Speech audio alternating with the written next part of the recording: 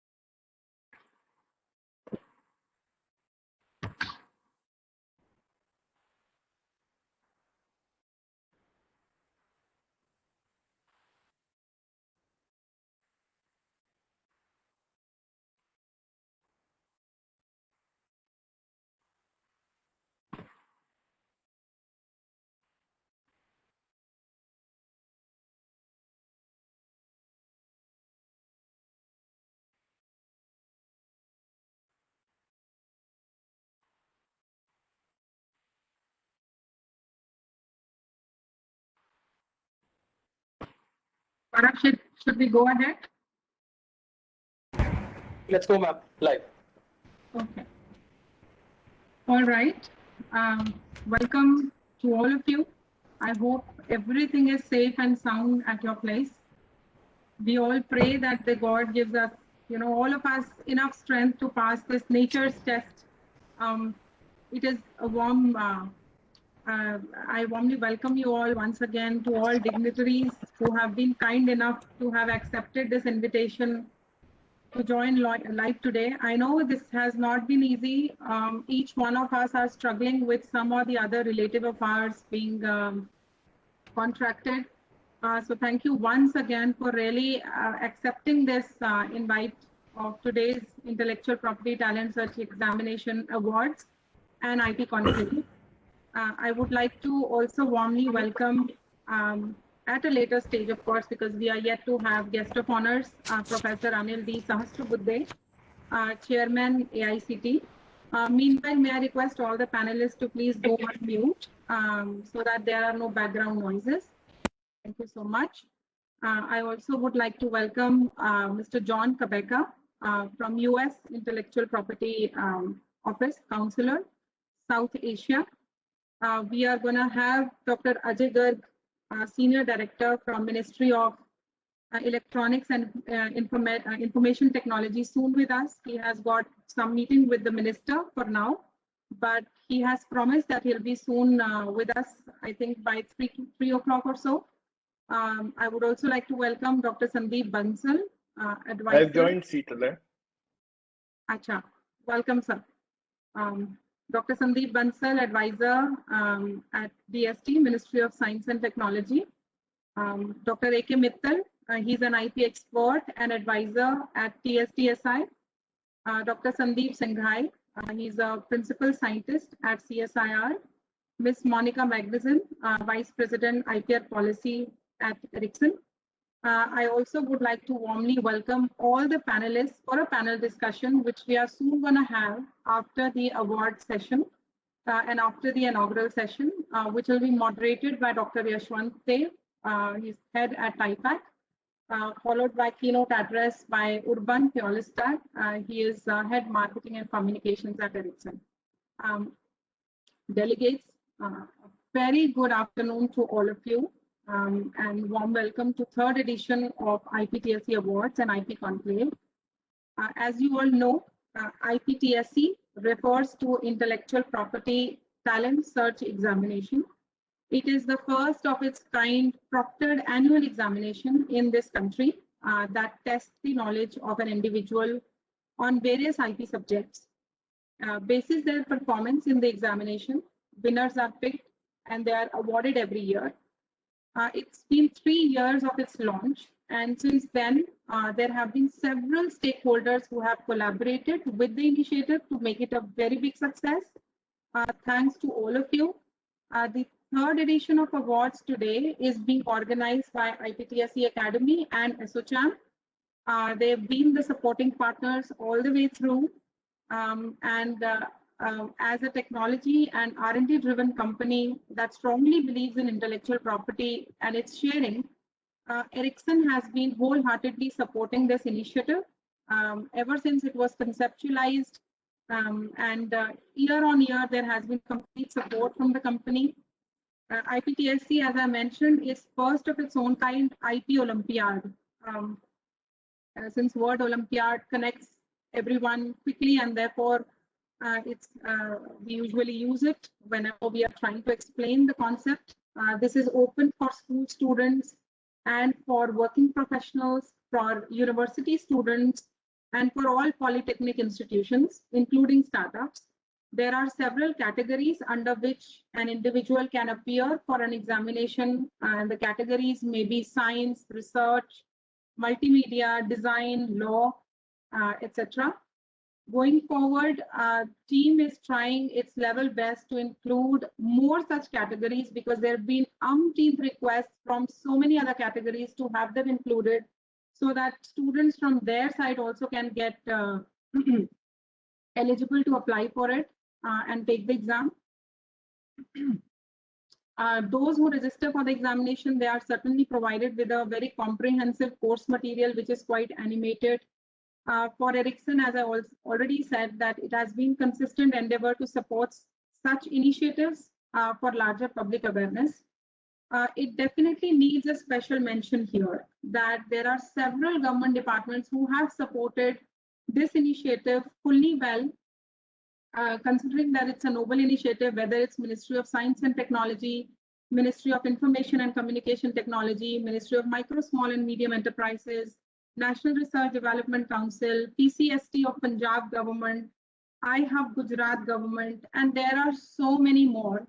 In fact, for the first 2 years, AICT had also supported this, and it's the earnest request that there is a continued support so that there is a larger awareness in our country, which is much needed in the existing current times of pandemic, so that people think innovative, create more, and do really something great for the economy. We are very overwhelmed by the support given by several educational institutes as well who have collaborated. The team works with the partner colleges in coming up with a lot of IP programs which are customized, panel discussions, interviews. Every week there is an interview where IP experts, dignitaries of eminence, they really come with their open heart, and they say that they want to share their experience with public at large. So thank you everyone for that. From third edition onwards, team IPTSC has made examination a proctored one, so that there are no unfair means used by anyone during examination, and the results that come out are really fair. Let me mention that this has become a huge initiative. There is a immense manpower actually behind this, and if I start to take names of all of them, I think I'll spend the whole day, because it's such a huge team now. There are several IP enthusiasts, believe you me, who have joined this initiative completely pro bono. Not even a single penny that they ask for, but they just want to share their knowledge. There are many IP experts who have volunteered to share their short videos on IP subjects, which you can find on IPTSC YouTube channel as well. There are lots of videos by now. In fact, there are a lot of people who have joined as an IP expert, as IP advisors, who are giving us and supporting us at every minute, every day. Just to share with you all small statistics, students from all across the country are invited to take this examination. This year, we've been able to reach out to more than 30,000 schools, 700 universities, and 25,000 plus polytechnics.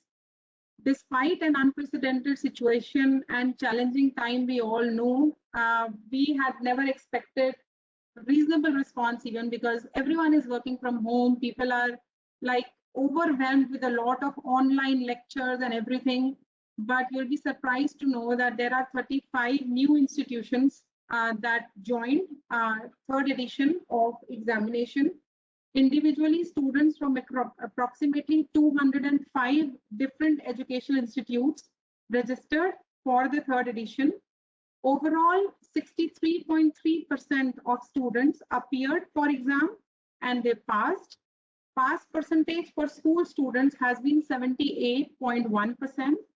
And the pass percentage for university students has been 61.8%, which clearly shows that even our school students are loving the subjects they want to, the subject of IP, and they want to learn more.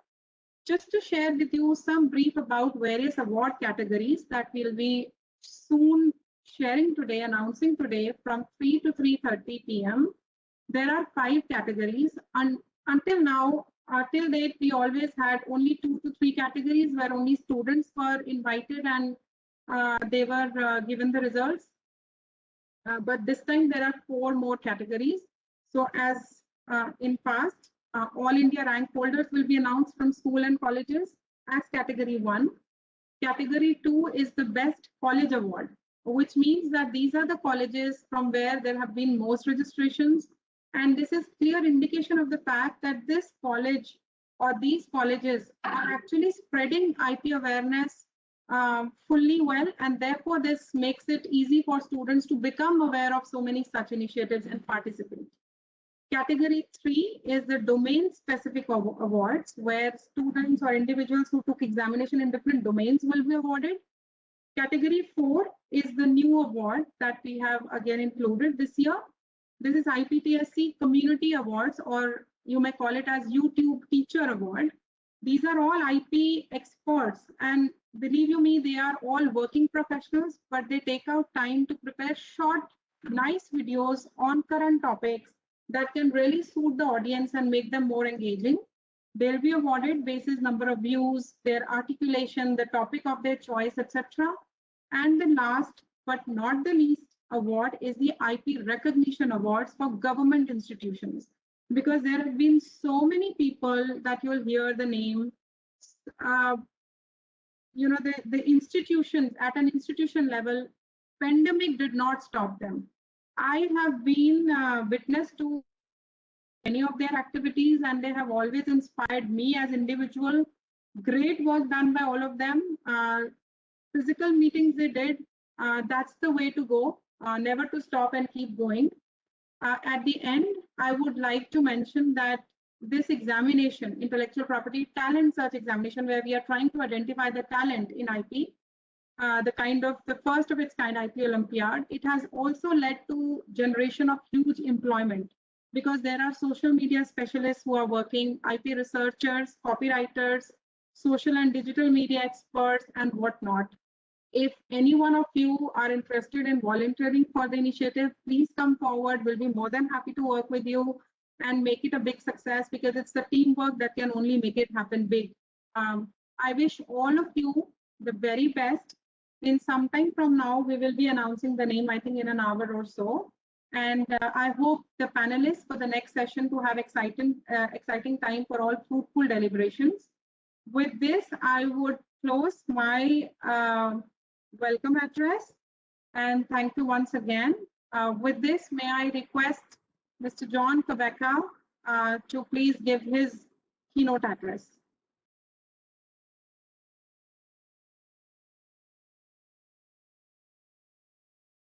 Thank you very much, Sito, and good afternoon, everyone. On behalf of the U.S. Embassy here in New Delhi, and on behalf of the U.S. Patent and Trademark Office, and as this year's co-chair for ASSOCHAM's National IP Council, it is my great pleasure to welcome all of you to this year's IPTSC Awards Ceremony and IP Conclave. The USPTO is very happy to be partnering with you on such an important initiative. Also, the timing of this program couldn't be more appropriate, given the fact that just on April 26th, just 2 days ago on Monday, was World IP Day. We often like to say it's World IP Day month, where we get to celebrate Intellectual Property Day and intellectual property awareness throughout the month and even throughout the year, signifying its tremendous importance to our entrepreneurs, large and small. This year's World IP Day theme, though, is very near and dear to me, the theme being IP and SMEs, taking your ideas to market. And in my former capacity, I was the US Patent and Trademark Office Regional Director based in Silicon Valley and startups. I worked very closely with early stage entrepreneurs and startups as they endeavored to innovate and secure protections for those innovations. So spending now a majority of my over 30-year career at the agency helping to support entrepreneurs and startups, I'm very committed to this year's theme and to supporting their efforts. And that said, I see that same commitment here today with the support of the impressive list of speakers that we have for today's program, speakers from across the Indian government, as well as other experts from industry and from intellectual property firms and organizations and other industry organizations as well. Thank you very much for joining us. Your presence sends a very clear message and underscores how important it is to recognize innovation and how much we value the blood, sweat, and tears our innovators put in to seeking solutions to improve our lives every day. And a critical part of those innovations is being able to secure adequate protection. And the efforts of IPTSE and all of you here today to help support that effort, to help build awareness of intellectual property, and to help identify and build the IP professionals of the future, I think is a tremendous and commendable effort, and I'm very grateful for that. Here at the US Embassy, and in my role as the IP counselor in India, we try to support this effort in every way that we can. Generally, at a very high level, I have a threefold responsibility, one of advocacy, one of cooperation and government-to-government cooperation, and also one of education.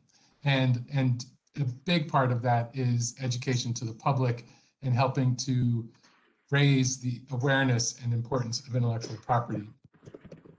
And this couldn't be more important than with our micro, small, and medium-sized enterprises, which is a very key sector for driving job growth. And generally, when we look at systems more holistically, we build these systems to create balance, right? And the strength of our IP rights and our IP systems help to level the playing field and create incentives to innovate and to advance technology. This is true across industries, across technologies, across all forms of intellectual property, and for all innovators, from the independent inventor, startup, or early stage entrepreneur that has very few resources, as we all know, and to help put them on equal footing with large global companies that have expertise in navigating the complex IP landscapes across the world. This is why this year's effort in supporting SMEs is so important. And with respect to startups, my advice is, in working with them throughout the years, I see two areas that startups very early on in their development that are risks to them if they're not careful. One of them is, their own disclosures of their inventions might if they disclose their invention prior to filing their patent application, for example, they might lose the ability to get patent protection for that innovation. But I think even at an earlier stage, before they're even ready to file an application, a startup or an emerging company, their very first IP, most of the time, is their trade secret protection. They're in stealth mode, they're doing research and development, trying to build the solutions to the problems that they're seeking to solve. And having strong trade secret protection is critically important. And that's where I believe governments can come into play, and where we help to play a role in to identify how they can best protect themselves, with regards to keeping their sensitive business information confidential and ensuring it stays that way throughout their upscaling of their company. Lastly, when I look back and now over 30 years at the agency, even looking back further, it's clear that intellectual property has been tested throughout the centuries, but it has stood the test of time. We've seen this throughout our history. Anytime some new sector or new innovation comes along, this tests the delicate balance of our IP system. And sometimes, they get tested around the world. When we look back just over 100 years ago at the invention of the automobile, and now nearly over 200 years ago at the invention of the sewing machine, we take these innovations for granted today, but you wouldn't believe it at the time, the dialogue and the threat to our IP systems these innovations had. But yet, when we now look back, we see that our IP system stood the test of time. And I think this is true as we go forward and advance into the future in looking at new and emerging technologies that, yes, continue to test the system, but ultimately our IP systems are what ensure innovators get the protection they need, give the ability to secure the protections for those innovations, and at the same time to spur competition. And I know today in the discussions with artificial intelligence and with 5G, these are all topics that will continue to emerge and continue to evolve. And we know full well that IP will be there every step of the way. So with that, I do want to just take a moment again to highlight the importance that all of you here today, the important role that you play in supporting innovators, in supporting intellectual property, and where we can help, we're here to help support your efforts and to lend a helping hand.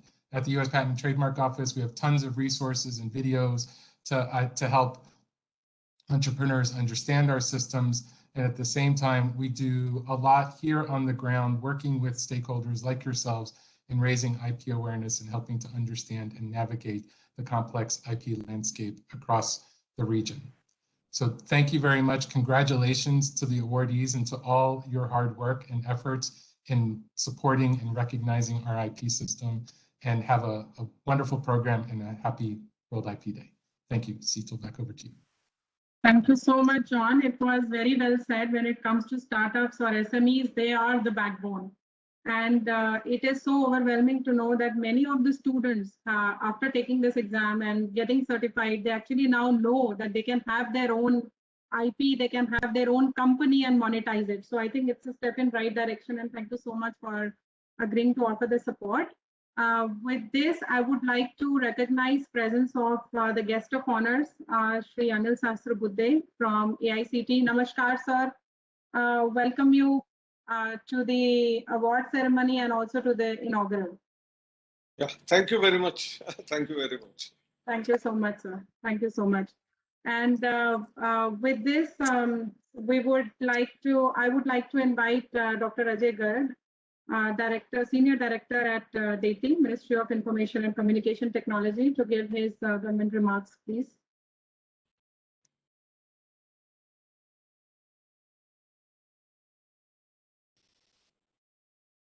Thank you, Sheetal. Give me a minute. Huh?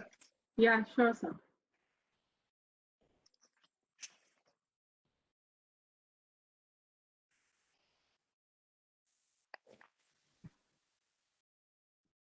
Gives me a great pleasure to be part of this very, very important session.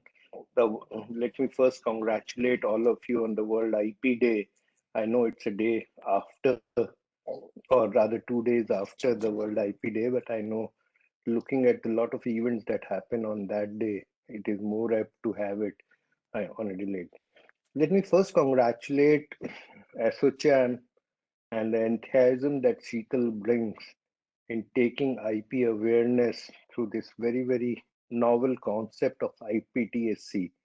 We in the Ministry of Electronics and IT tried to create an awareness through an animation-based program, worked very closely with WIPO and made our own Indian animation tool. But in spite of that tool being of great quality, I would like to express my inability or my limited ability in taking that tool forward and actually creating the right set of awareness that was supposed to be there through that tool. I hope that IPTSC and the team will use that tool as one more element in taking awareness and education on IP forward. At the same time, I'd like to say that, and I'll agree with my friend in the US Embassy that the time is very, very important for the SMEs, the startups, and the young population to understand the importance of IP. For the simple reason that the world is now transgressing from Industry 3.0 to Industry 4.0. If we look at the telecom space, it is graduating from the 4G to the 5G space.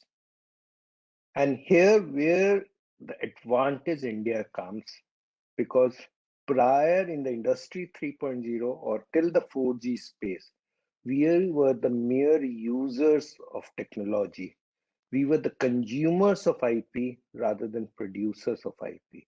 The Industry 4.0 and the 5G space gives us an opportunity to be providers of technology, the providers of IP, and thereby have a more level playing field as far as IP monetization is concerned.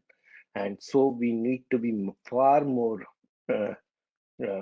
cognizant of the fact that IP is now an important economic tool for the future.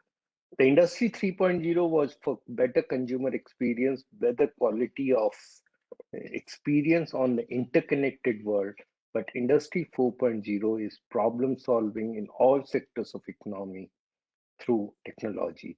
And here, the India has a distinct advantage as compared to the technology creators for the last 30 years, whether it's from the Silicon Valley or from our friends in the East, because we, being the storehouse of problems, and at the same time have the requisite talent to convert those problems into solutions, which is aptly reflected in the 50,000 plus startups that India has, are rightly placed in the Industry 4.0 space to create IP and monetize IP. As far as the 4G space, which was basically hardware driven, the 5G is more software driven. And at the same time, India in the telecom sector has now matured that we are not only the consumers of IP related to 4G, but have been very participative, whether in the standard forming organizations or filing IPs around the 5G space. So we have a more equitable space in the 5G domain as compared to the 4G. And here, if we are actually have the ability to produce those IPs, so we have the ability to create monetization benefits around it. It's not necessary that India thinks only in terms of economic benefits, but if you are looking at a perspective with digital inclusion, with inclusion that the benefits of technology flows to all sectors of economy, it is important that you have to be robust, low cost, and frugal in your innovation ecosystem. And here, if we feel so that we have a distinct advantage in terms of IP creation in this space, so we need to be there.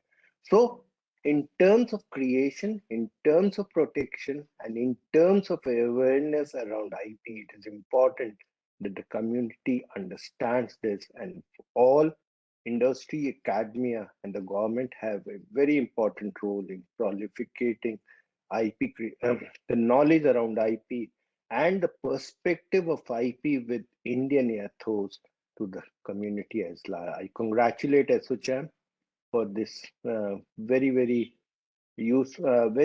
appropriate event and an appropriate awards. I congratulate all the award winners for their great service to creating the intellectual property of the future. And I hope this will be one silver lining in very tough times that we all are living. Thank you. Thank you so much, Dr. Garg. You gave a reference about IP Panorama, and I also saw that on the website, and we'll be more than happy to take it forward, sir, from there, and we'll meet you soon and see how to integrate it for the students. Thank you so much for your address, sir. With this, may I now request Dr. Sandeep Bansal from Ministry of Science and Technology to give his remarks. Thank you, Dr. Sheetal. Chairperson AICT Professor Sahbuddin sir, Mr. John Kaveta, and friends from the panel and industries and academic institutions. Good afternoon. First of all, I want to congratulate the team IPTSC, ASSOCHAM, and Ericsson for formulating such a wonderful program for school students also. Earlier, we had programs for IP activities for college students only. Now we have a program for school students also. And in Department of Science and Technology, we are implementing a program Inspire Award Manak. That Manak means Million Mind Augmenting National Aspiration and Knowledge scheme to attract and motivate students in the age group of 10 to 15 years and studying in class 6 to 10 to become critical thinker and future innovator. The objective of our scheme is to select, provide support and reward 1 lakh original ideas rooted in science and societal application to foster a culture of creativity and innovative thinking among school children. Under Inspire Award Manak scheme, in a financial year, 10 lakh ideas are being targeted from more than 5 lakh high schools of the country, out of which 1 lakh ideas are being shortlisted for an initial award of rupees 10,000 each, directly into the bank account of a student through DBT transfer for the preparation of project, model, or showcasing their idea to the different exhibitions. After the series of district level and state level exhibition, the top 60 innovations are selected from national level competition for whom incubation support is provided. In 2020, with all the constraints like closure of schools, limited interaction with classmates and teachers, we received about 6.5 lakh ideas from about 3 lakh schools to participate in the Manak competition by spotting a problem and finding its solution through their innovative thinking. The depth and variety in their ideas and innovations remind us of our national priorities. When country asked to Swachh Bharat, we saw a reflection of it few years ago. Gradually, when country decided to go digital, we noted the same level of significance attached to it through their ideas. On similar line, today, when country is choosing to be self-reliant, I am confident its milestone and destination will traverse through their imagination, which will only escalate the journey. Friends, as it is often said, an actor is as good as his or her director. In a complete incubation chain, like the one in Inspire Award Manak, it is not just about attracting the talent. More important question before us was to aware the students about intellectual property. That gap was filled when we received a communication from ASSOCHAM Ericsson on July 2019 to collaborate with objective to create awareness about the intellectual property amongst the Indian school students. This collaboration between Manak and IPTSC brings greater synergies in boosting culture of innovation in the country. I am thankful to Team IPTSC for providing online resource material in area of intellectual property to Manak participants. Awareness about intellectual property rights not only helps students to protect their inventions, but also provide better collaboration and funding opportunities. India is currently recognized as third largest ecosystem in the world for startups and entrepreneurship activities after US and China. However, with the quality of talent we have, particularly among the school students, the day wouldn't be far when we could position ourselves at the top slot in the years to come. We now have a system in place that supports the culture of innovation and also the energy, willing and ready to accept that support and go further.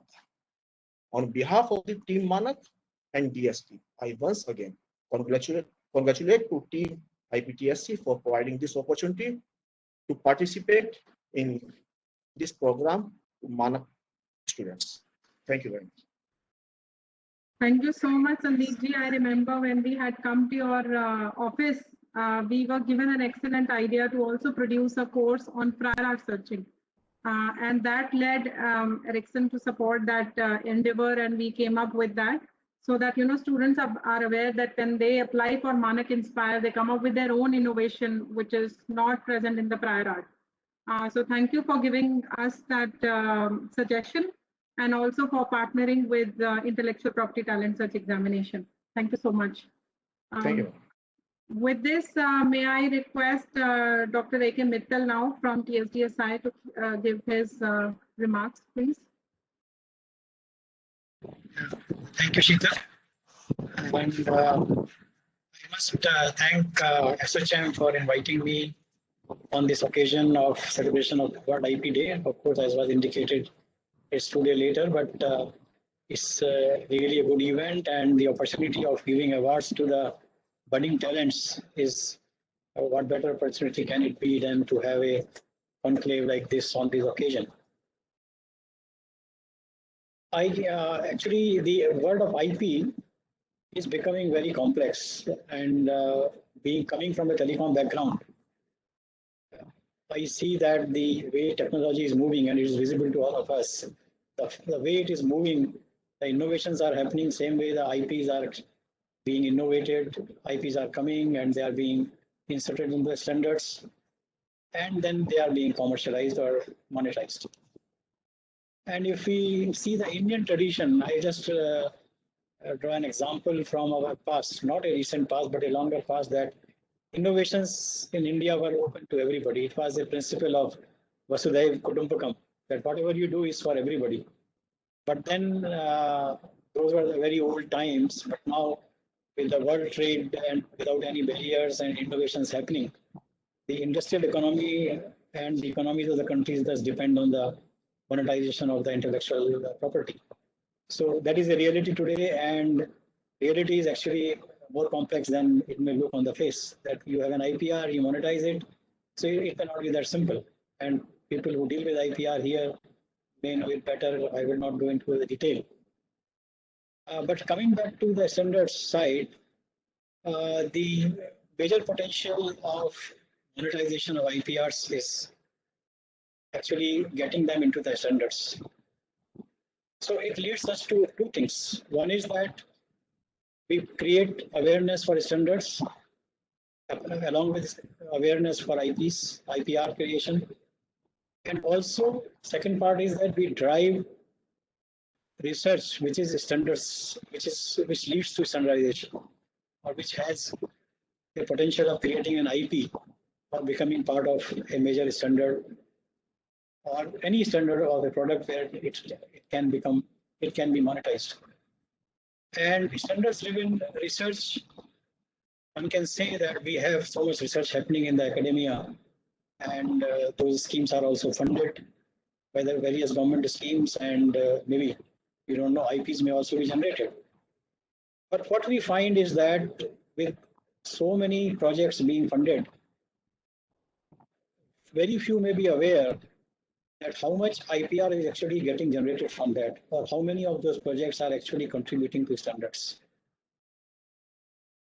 That part, at least I see an opportunity. We have officers from DST and MIT, and funding of projects is done from, research projects is done from these two departments and maybe other bodies also. So is there a possibility, or I do not know whether it is already being done, to have a filter applied to recognize the projects being funded which have a potential for becoming part of a standard or creating a standard themselves, and pay special attention to that. And standards bodies like TSDSI, TEC and others actually can help if there are projects corresponding to information and communication technology. And then bring those people around to the standards body and fund them even to the extent that they are able to become member of the organizations and contribute along with the industry, so that standards are developed transparently and with the participation of wider industry support. So if that happens, actually we will combine the research and IP generation together. And also, as was mentioned by one of the previous speakers, that from MIT, Mr. Garg, that we should be IP creators. Really, that is the actual motto. And when we do IP creation and be seen in the international fora, then somewhere we have to club ourselves with those activities where standards are happening and people who are IP creators are also join that stream. And that so that research is funded. Second part is where the toughest part with standards is that it is not that you participate in a standards body meeting in India. The standards have to become global to have a real meaning. And for that, one needs to travel. The people who create standards, they need to travel. They have to see how international bodies work and how to, create an environment and collaboration in the foreign bodies to get their IPRs incorporated or solutions incorporated in the standards. So that funding for those travels, so it starts from funding from the project, funding for becoming a member of the standards body, and funding for travel. So this framework, along with the funding of the overall research, somewhere it has to be thought that how, as a country, we can do that. If some efforts are going on in that direction, it's good, but more probably can be done. Second part is that create, as the effort of IPTSE is, to create talent in the country for creation and nurturing of IPs. Now, this event being an Olympiad type of event, probably this has a big potential of being supported by government. I already see there is a collaboration with DST. So probably this kind of event, this event or this type of events can be, can be had at a very large scale and very repeatedly, and so that more and more awareness is created, more people come forward. And along with that, it appears necessary that not only awareness, but also it should become part of curriculum, especially for sciences, courses in various sciences, engineering, management courses, and other courses which one can think of, where the IP chapters or IP course or is a part of the overall curriculum, so that we know we have people who have been educated on this, and then when they come to the IP world, they know they become much better because the subject is very wide. It has dimensions on legal side, it has dimensions on filing of IPRs, it has dimensions of how to create an IPR, how to negotiate for pricing of IPR. So there are so many dimensions to this. So ideas of that can be given during those courses. And when they come to the world, they have the ABC known, and then they are not afraid, or they don't find themselves trapped into a world where the world is very cruel. The IP world and the standards world is very cruel. It is not easy to really embed your solutions into the standards. So I think a combination of these will actually help the initiative which has been taken for nurturing the talent. So we can make the scope wider, can support it. The government is already spending money, probably some kind of fine tuning may be required in my opinion. And people, the children coming out of the colleges, schools and colleges, they are more aware. And we should not also forget that the entrepreneurs, startups, MSMEs, and any other entrepreneurs, probably some kind of IP courses can be, specific courses can be run for them also, tailored for Indian requirements and to prepare them for the world. So probably with that thought, I will stop here. And again, thanking SHM and also congratulating all the awardees who will be getting the award in the next session. Thank you very much. Thank you so much, Dr. Mittal. And you rightly mentioned, unless and until this IP is introduced in the course curriculum, its value, its importance cannot be enough and understood. Because even when we have been 3 years ago, when we've been pushing hard, and even now there is a pull and push mechanism both. And we really want students to take this up, and they say that we read maths, we do science, what is this new thing? So it's not as easy to convince them, but thank you for taking this up. And I'm sure AICT, under the leadership of Dr. Sahastra Buddhe, I hope it will be soon done to have course curriculum at each level.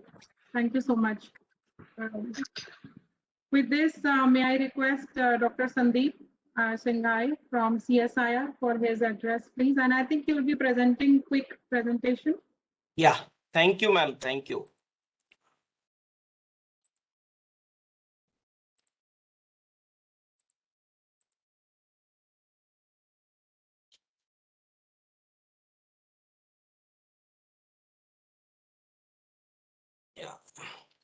Professor Anil Sasbudde, Chairman AICTE, Shri Aman Sinha from ASSOCHAM, Madam, and all the panelists. Thank you for giving me this opportunity on this event. And I would like to basically put some light on the societal context of IPR. And I will try to put up a case from CSIR India, wherein CSIR has been successful in nourishing a human capital, and then that human capital nourishment has taken the things to the next level in a typical ARI and a SME context. So to start my thing, I recently was discussing a young brother of mine about who is in a services business context, and he was communicating some NSE audit. And in that audit, he was replying that he does not have a licensed operating system.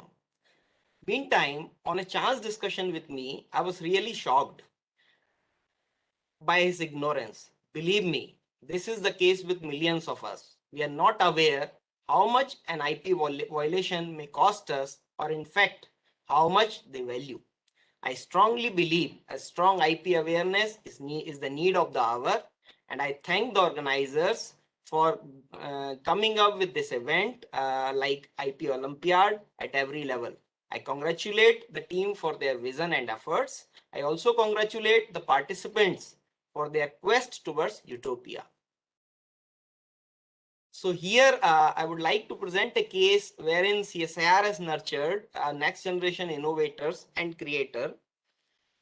A scientist named M.K. Patel joined CSIR CSIO in 2010, and he was a fresh graduate from NIT Jamshedpur, and he was inducted in a program called Postgraduate Research Program in Engineering. He was embossed with the CSIR culture, which basically works on the mission, pursues science which strives for global impact, the technology that enables innovation-driven industry, and nurtures transdisciplinary leadership, thereby catalyzing economic development for the people of India. Dr. Patel. Sandeepji, sorry to interrupt. I am at least not able to see your slides moving unless others are able to see it. Are you moving your slides? Yeah, I am navigating. Is the navigation on page 1? I don't know. Yeah, we also cannot see it moving, just to reiterate. Yeah. But the navigation is on my side. What to do? Sir, I would request, please tell me the page and I will do that. This is Gaurav from ASSOCHAM. I'll do that. So just tell me the page. Kindly go to 4th slide. Right, sir? Yeah. Is it visible to the participants now? No. I think first you have to unshare and then it has to be shared from. Correct, exactly. Yes. Now can anyone see? Yes. Is it visible now? It is. Yeah, CSIR nurturing next generation innovators and creators. So an young scientist, fresh graduate from NIT Jamshedpur, joined CSIO in 2010.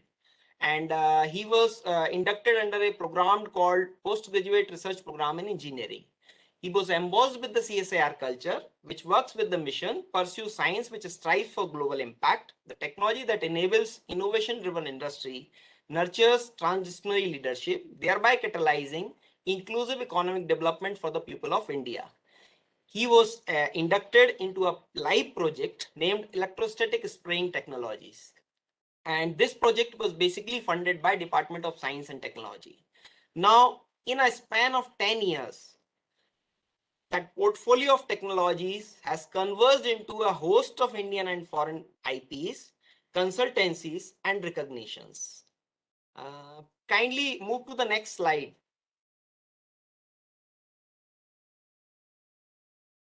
Gaurav, if you can hear me, kindly navigate to the next slide.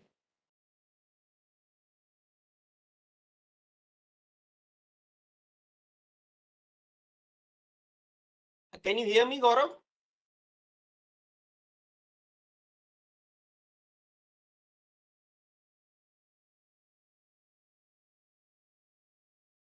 Okay. No issues. So in the, thereby, if Can you yourself try next slide? Because I don't think Gaurav is sharing. You are only sharing still.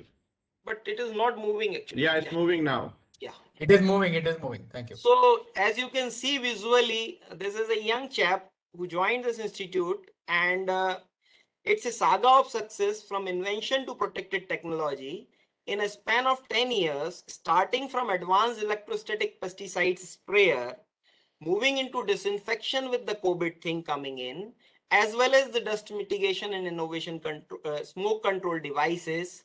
All these products are being manufactured right now by SMEs, and further work is going on coating systems for foods. Then we have one such there was one imported part which we indigenized in the course, and a power supply also which we did indigenized.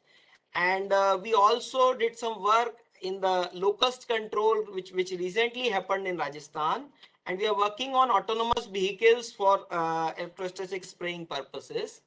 And you can see the type of with this coverage, you can see the type of he has got, and the work is being taken up. And all this has happened due to only one thing, that the host of technologies which he developed were all protected by various IPs in India, US, and Canada. And those IPs are helping him a lot in coming up for new projects as well as vouching for new technologies. So with this case, the point I want to put forward is that in a typical ARI to SME context also, IP is very important. And as the awareness for IP grows, it will be quite evident that the efforts of ASSOCHAM in this direction would be quite fruitful. With this, I take rest. Thank you. Thank you so much, Sandeepji, for sharing this live example. And I hope this will be a benchmark for many of the students who are right now live watching this conclave and the awards. Thank you so much for coming in. I know it was very last minute invite to you, and you have really helped by coming and sharing this.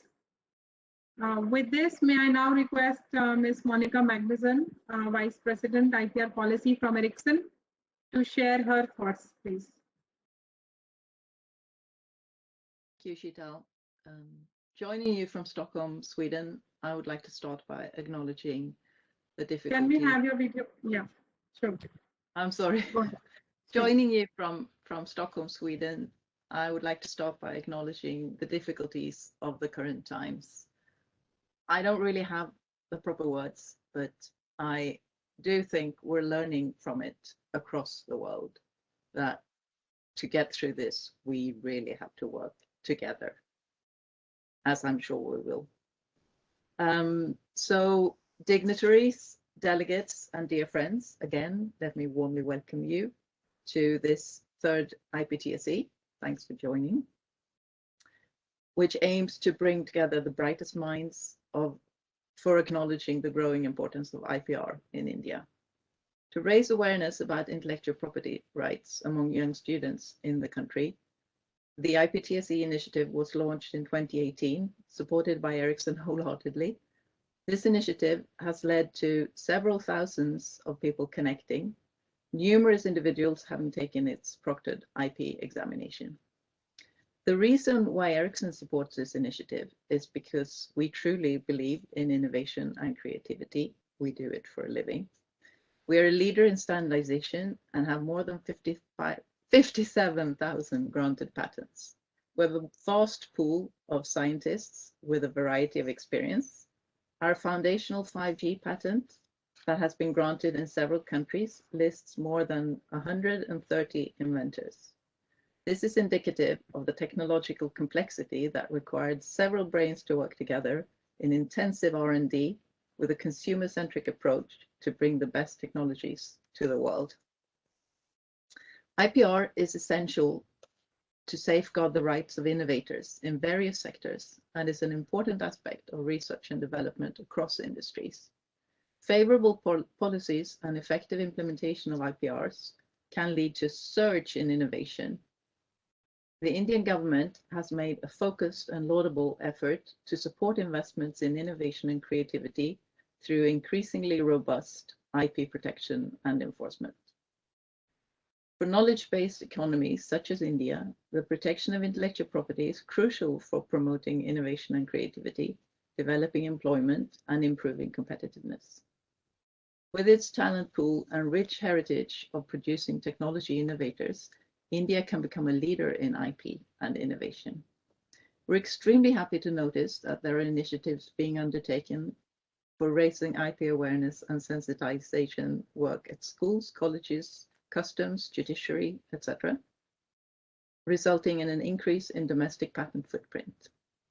At the same time, there's still a lot to be done to further promote a culture of IP creation at academic level. It's therefore encouraging that a significant number of MOUs have been signed by several educational institutes for this initiative.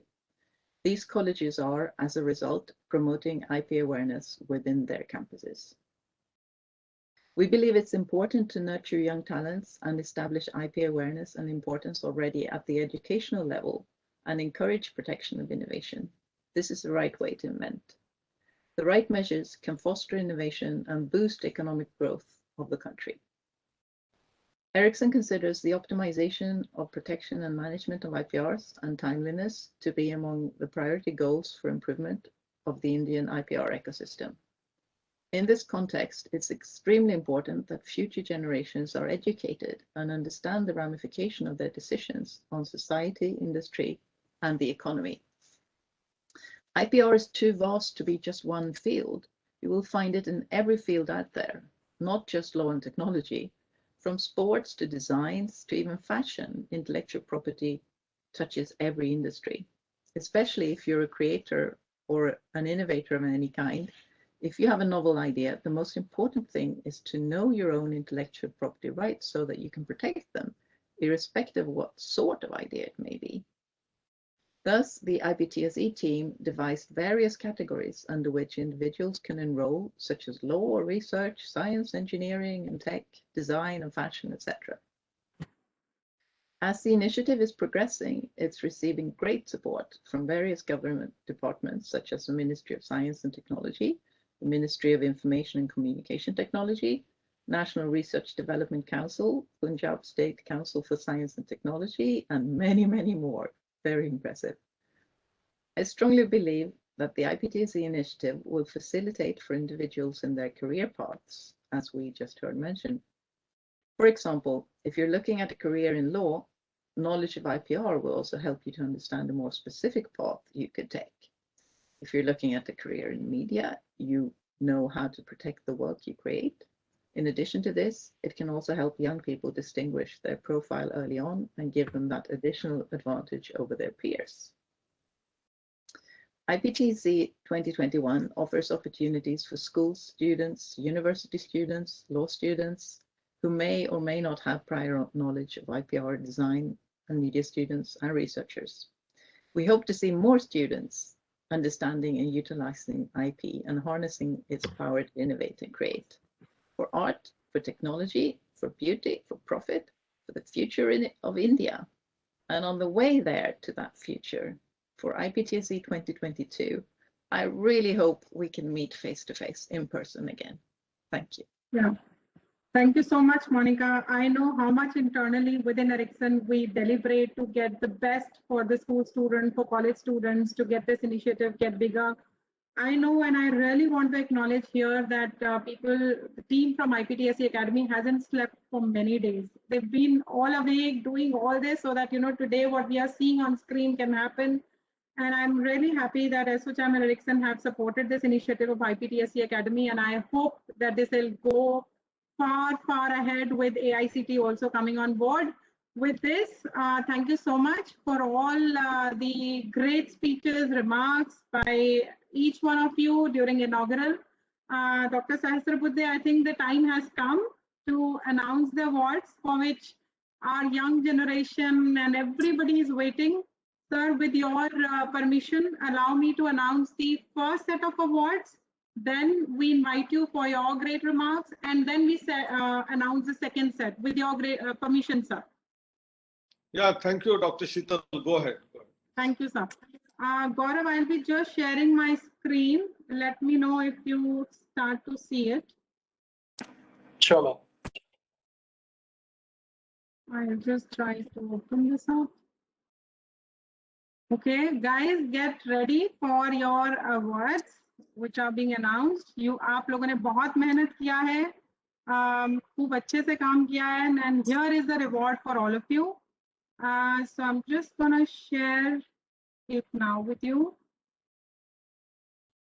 Let me know if you are able to see it. Yes, ma'am. Yes. All right. I'll just put it on slideshow so that you can see it from the beginning in a full show. All right. So as you can see, this is the part 1 of Intellectual Property Talent Search Examination Awards. Many congratulations for your great efforts for participating. Here are the 3 categories that I'll be announcing before our guest of honors give his address. Category 1 is about the national winners from school and colleges both. Category 2 will be the best college award, and 3 will be the IP recognition awards for government institutions and employees there. Is my screen moving? Yes. All yes. right. Thank you Yes. so much. Yes, Thank ma'am. you Go so much, ahead. Dr. Anil, for confirming. So category 1, national winners from college or university students. Here is the name first. National All India rank holder. First prize goes to Sangeeta, and she's from Gujarat National Law University. Sangeeta, many congratulations to you, bache, for appearing for this, and you really make us all feel proud. May I request all of you, you've been given panelist rights, all the winners from government, from school, colleges, universities, please put your video on at this time. I also request all the panelists, esteemed panelists for panel that is upcoming, and also during the inaugural who all spoke, please put your videos on so that, you know, picture could be taken. So the second award goes to Saundarya Rathore. She's from School of Law, Christ University, Bangalore. Third All India rank holder is Lokesh Vyas. He's from Institute of Law, Nirma University, Ahmedabad. Many congratulations to all the national champions from college. Now let us announce category 1 school awards. And I feel so happy when IPTSE Academy team, Ria, Vansh, and people from Weber Shanwich, we were all making these PPTs. I think we all were so happy in putting their names. It was a great excitement as if we are receiving the awards. So it's a school award now. National champion, All India rank holder. First prize goes to Ankur Yadav. He's from Vidya Gyan School. May I request all of you to please go on mute so that there are no background noises. Thank you so much. Please keep your videos on at all times. He's from Vidya Gyan School, Sitapur, Uttar Pradesh. The second prize goes to Guru Sharan. He's from AECS Magnolia, Maruti Public School, Bangalore. He wins All India rank holder, second prize. Congratulations. The third prize winner is Sonu Yadav. He's again from Vidya Gyan School, Sitapur, UP. And I'm very fully sure that you must have done a team coordination and work, and you must have studied together to make sure that your school becomes the name here today that we are able to announce. Congratulations once again. Now here is category 2 awards for best college awards. We are all clapping for all of you. You can't hear claps maybe, but let me do it for you. Very good work, all kids. And so this is the best college awards, and let me just tell you that these are 3 colleges who have done great work. They've been all the way through with us. They've been asking us for many webinars, for many such panel discussions, and therefore it has led maximum registrations from these colleges. The first is Karpagam Academy of Higher Education, Coimbatore. And I would really like to thank Dr. Hari Prasad for coming and receiving the award. He's Head Center of IPR at Karpagam. I hope, sir, your video is on. I can't see it right now, but thank you so much. I know how much effort you have done within your college to make sure that your students participate, and you're really doing great work. Thank you so much, and many congratulations. The second winner is the runner-up is Symbiosis Law School, Pune. And I'm much thankful to Dr. Shashikala Gurpur. She's a director at Symbiosis Law School. Thank you so much, ma'am, for making sure that Symbiosis comes up front in the field of IP. And it's a great pride factor that you all are doing great work in the field of IP. Many congratulations. The second runner-up is Gujarat National Law University. It is being received by Dr. Nidhi. She is the Head Center for IPR, Gujarat National Law University. Thank you so much for being there. I know you all have been interviewed by IPTSC team, and we will continue to receive your support. Anything that you need from us, IPTSC Academy and the entire crew is there for you. I hope your videos are on at this stage. Category 3 awards for the first set of awards that I'm announcing before I call upon our guest of honors is the IP Recognition Awards. Let me tell you, these are people, these are government officials, government departments who have done absolutely meticulous job. I mean, we do whatever, we cannot match their rigor, their inspiration, their energy, and therefore we thought it is absolutely important to felicitate them for their impeccable contribution in the field of IP during COVID times. This is announced in the alphabetical order, not in any particular priority. And Dr. Sasrabuddhe, I really want your lots of claps for them as well, and shabashi on their back for their great work. So the first goes to Dr. Vijay Kumar Sahu.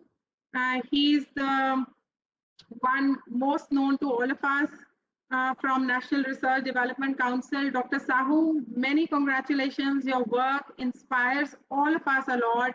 I'm not going to read the complete designation. It is up on the website on this presentation, but many congratulations from NRDC that you've done great work. Keep it up. Anything that you need from IPTSC Academy, we are all there to support you in your endeavor and collaborate. The next award goes to iHub of Gujarat, Government of Gujarat. Anjuji, if you are there right now, please put your videos on. Dr. Anju Sharma, IAS Officer, Principal Secretary of Higher and Technical Education, Government of Gujarat, has kindly accepted to receive this award on behalf of the entire crew of iHub. Great work, ma'am, by your team, and wish you all the very best. And we look forward to collaborating with you going forward. Anything that you need from us, we are there.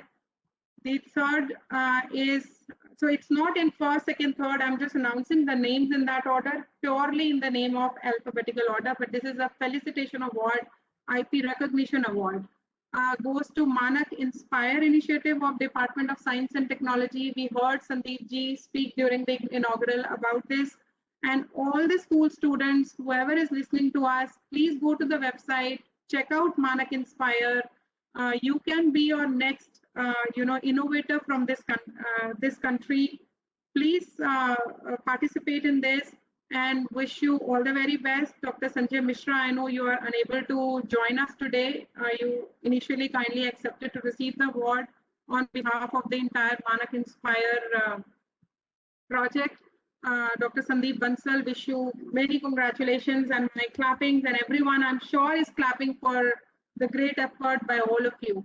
Next is Dr. Mohit Gambhir. We interviewed him, I think, a week and a half ago. It was amazing interview with him. He is again a true inspiration for all of us. Director Innovation Cell from Ministry of Education. I know whether it's night, 12 o'clock, early mornings, he's all up and awake. I think it's his passion, just like all others, to do something really good for the country. Wish you all the very best, Dr. Mohit. The next is the Patent Information Center and WIPO, UN's Technology Innovation Support Center. We call it as PSC ST. And we are very happy that Dr. Jatendra Kaur Arora, Executive Director from PCST, has agreed to receive this award on behalf of the entire crew who has been working so much. Dr. Jitendra, I hope your videos is on and the presenter rights have been given to you. We are very happy for your department. You've done great work. Keep it up. Anything that you need from IPTSC Academy, will be more than happy to support. Also, we would like to felicitate and recognize, I know he has not been able to come today. Family emergency, he had to be at home with his father, Mr. Satish Kumar, Assistant Director from Ministry of Micro, Small and Medium Enterprises, for his great work. I know under his presence now at Ministry, his leadership, there are many IP facilitation centers, multiple of those that have been granted to a lot of chambers, to a lot of other institutes. Many congratulations, Mr. Satish, and all of you will receive your trophies. I know it's COVID and it might delay a bit, but we'll make sure the team is making sure that you all receive your trophies sooner. I would also like to congratulate and felicitate on behalf of the entire team of IPTSC, on behalf of all of us, to Dr. Yashwandev Panwar. We all know him from TIFAC, Ministry of Science and Technology, Head Facilitation Center, a Patent Facilitation Center. I know him since ages, but today we all got the chance to award him as well. Felicitate him. Thank you so much, sir, for your great work and for your consistent work in this realm. Nothing can stop you, I know, because you have your passion speaks from your gut. So thank you so much for being there, being part of the IP community. With this, I would like the entire set of awardees, and many thanks for giving us the opportunity to even announce your names. I know we can't even be at any parallel to you in terms of the efforts that you are making, whether it's students or any of you, but you are a true inspiration for all of us. With this, may I request Gaurav to remove the presentation, and Dr. Anil Sahasrabudhe, over to you, sir, for all looking forward to hear you.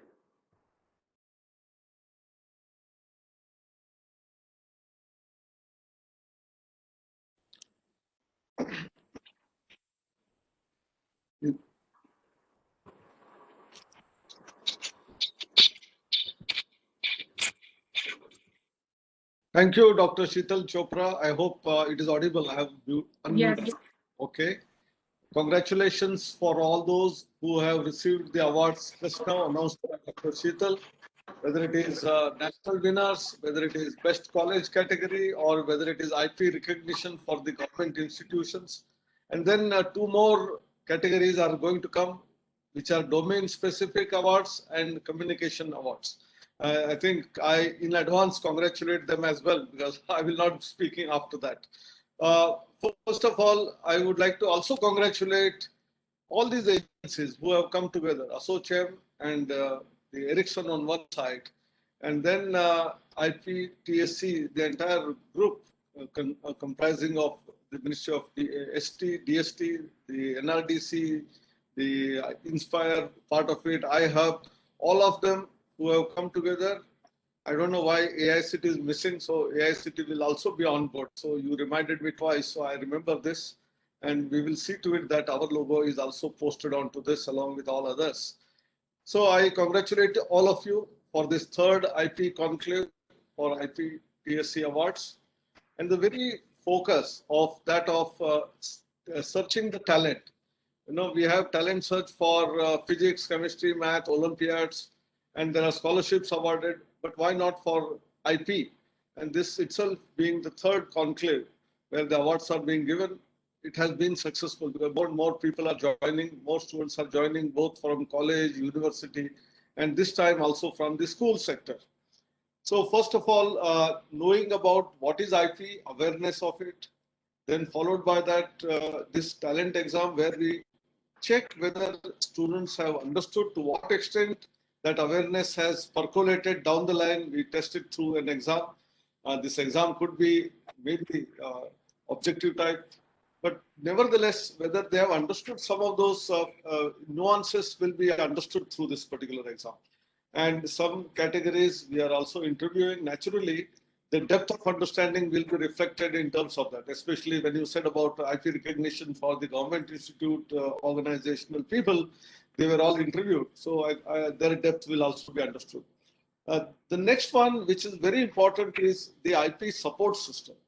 I will reflect upon what AICT and Ministry of Education's Innovation Cell is doing for this particular purpose of supporting 10,000 filing of patents per annum from all of these educational institutions. 10,000 number is not very large, but nevertheless, it will create an impetus vis-a-vis either China or US. These numbers are still appearing to be small, but with the current numbers that exist, I think supporting for 10,000 patent filing from AICT is going to be a game changer. And that will accelerate. And also our rule is that after every one patent is filed, we will give for the second patent filing the support. And that means the actual number of patents filed could be as large as 20,000. So this is one area which is very important in terms of protection of IP.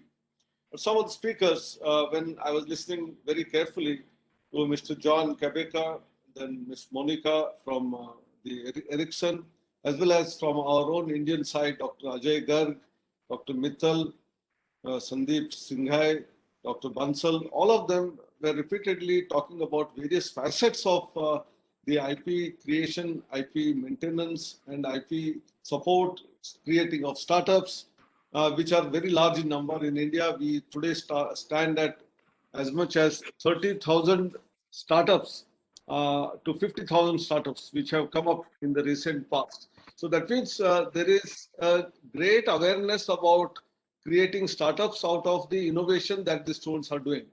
And on our side, for the last 4 years, what we have started doing is Smart India Hackathons, which is continuously supported by the ministry as well as by the Prime Minister himself.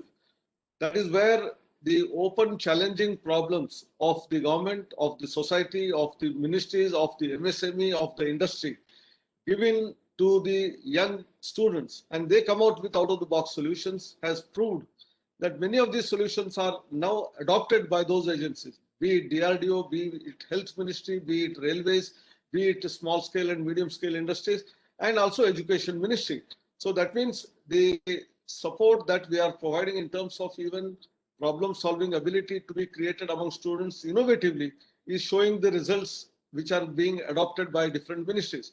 There is a huge talent that exists in our country and we need to tap it. And if you tap it right from school days, it is much better.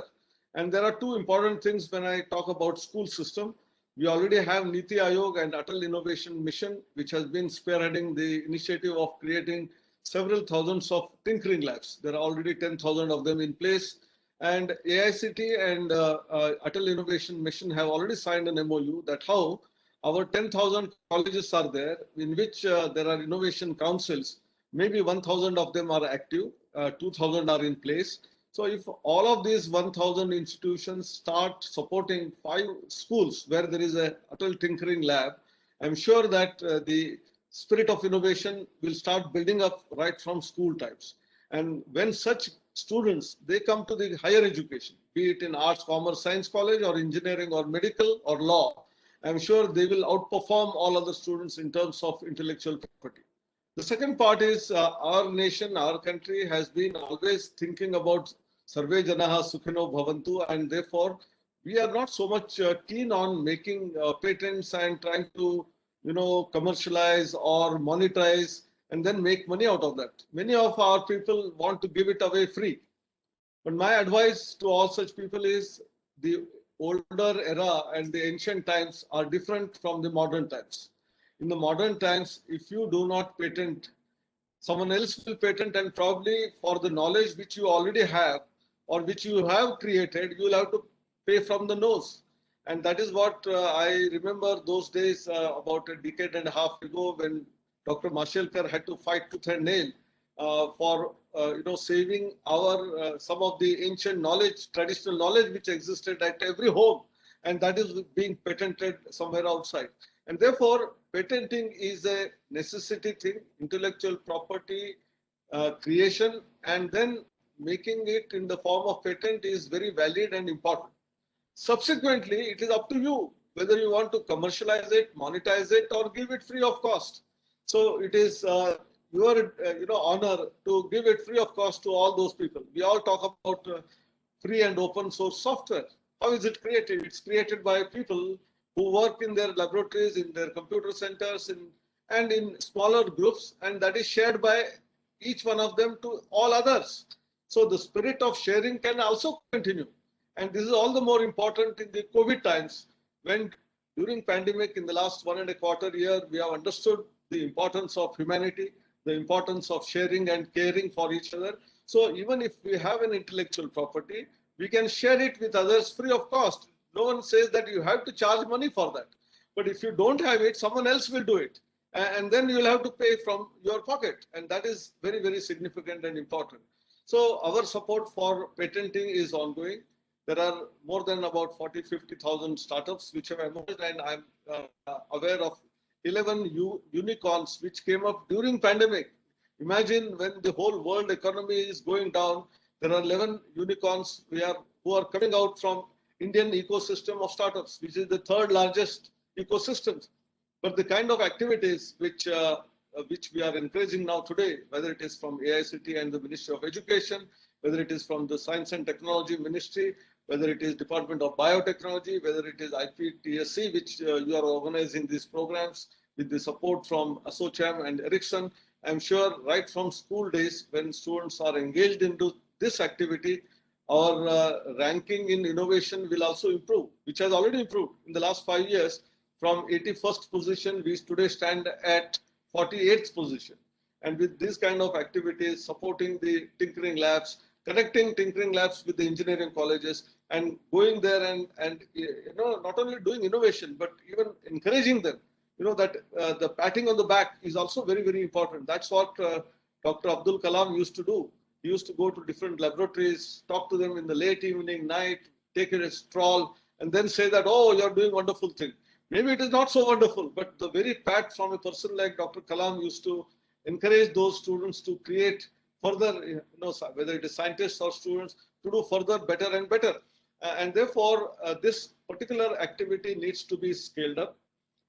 And we have our own ecosystem of startups. I'm aware Silicon Valley ecosystem is one of the finest in the world, but there are replicas which are doing, and each ecosystem has to be having its own roots.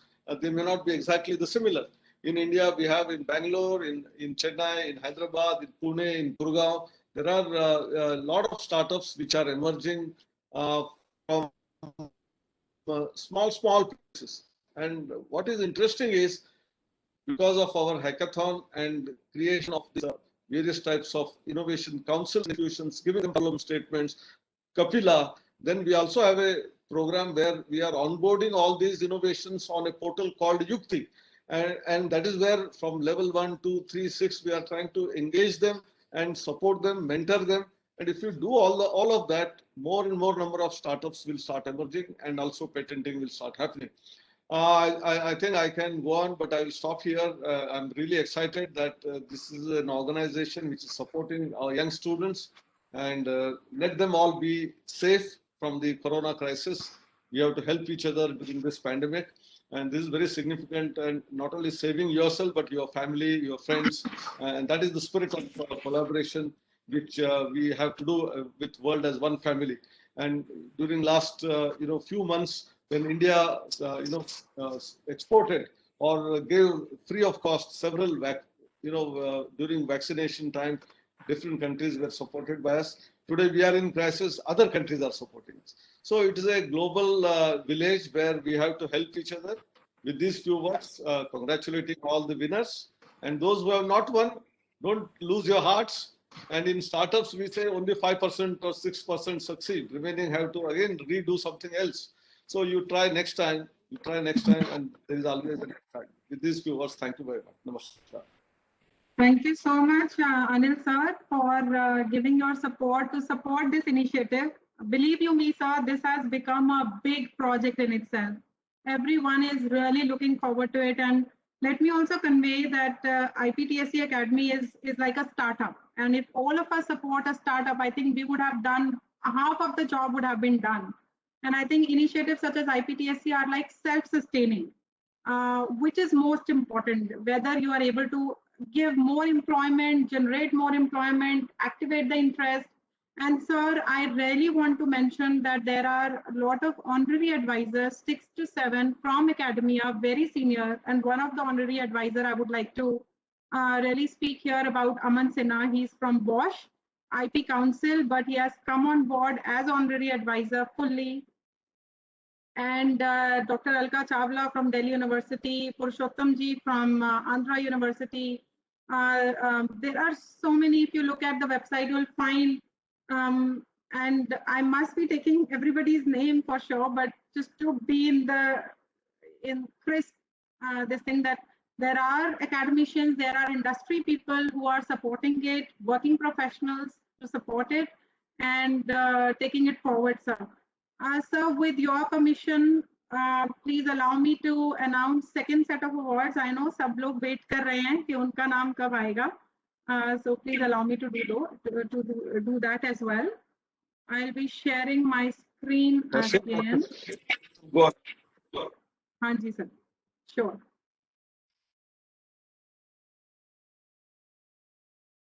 I'm just trying to open up the slides. And now share.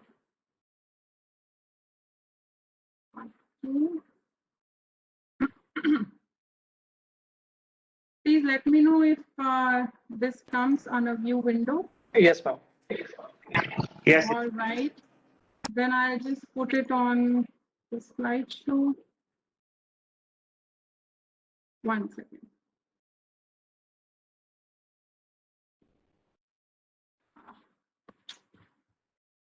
Slideshow I cannot put, I don't know, first.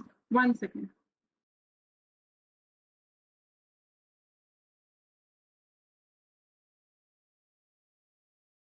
From beginning. Can you see it now, all of you? Yes, we can. Yes. All right. May I request all of you to please have your video switched on at this time? Whoever, Gaurav, I don't know if you have given the access to presentation rights to the awardees for part 2 also. If not, please do it now. And maybe we can wait for a couple of seconds for you to do it, if it is possible, so that they can be videoed. Anil sir, everyone wanted to have a picture with you. Give me a two minutes. So they really asked if they'll be able to get their photograph with you so that they can put it on their LinkedIn profiles and everywhere, because they are super excited, sir. उन्होंने बहुत मेहनत किया सभी ने, and I really want Gaurav to put them up into the presentation rights mode as well. Give me a sec, ma'am. Yes, we are waiting. And right now, when we are announcing the results, even, there are a lot of communications to me, can we get a picture with sir? So we really want to do justice with them, and allow us a couple of minutes to wait so that Gaurav can do the needful.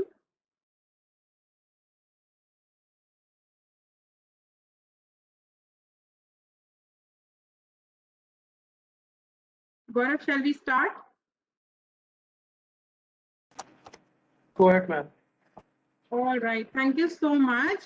So here is much awaited part 2 awards announcement. 2 categories, as Dr. Sahasrabuddhe already mentioned. Category 4 is with regard to domain specific awards, because like I said, IPTSE Academy introduced domain specific examination, which is all objective type in science, research, pharmaceutical, and then there is design also, architecture, law, and we'll announce them. And then IPTSE YouTube Teacher Awards. So category 4, domain specific, let's announce for the law domain. The first prize is to Aparthiba Debre. He's from Institute of Law, Nirma University, Ahmedabad. Congratulations, Bache. You've done great work. Continue to do it, and please give your inputs in your entire journey of this third edition. Any improvements that you need from us, the team will be happy to do that for you, for all of you. Second prize winner is Sarvagya Chitranshi. He's from Gujarat National Law University. Many congratulations to you for winning this domain-specific award in law category. Third prize is to Idhika Agarwal. She's from Symbiosis Law School, Pune. I hope your videos are on, including the panelists for the next session, including those who were present in the inaugural.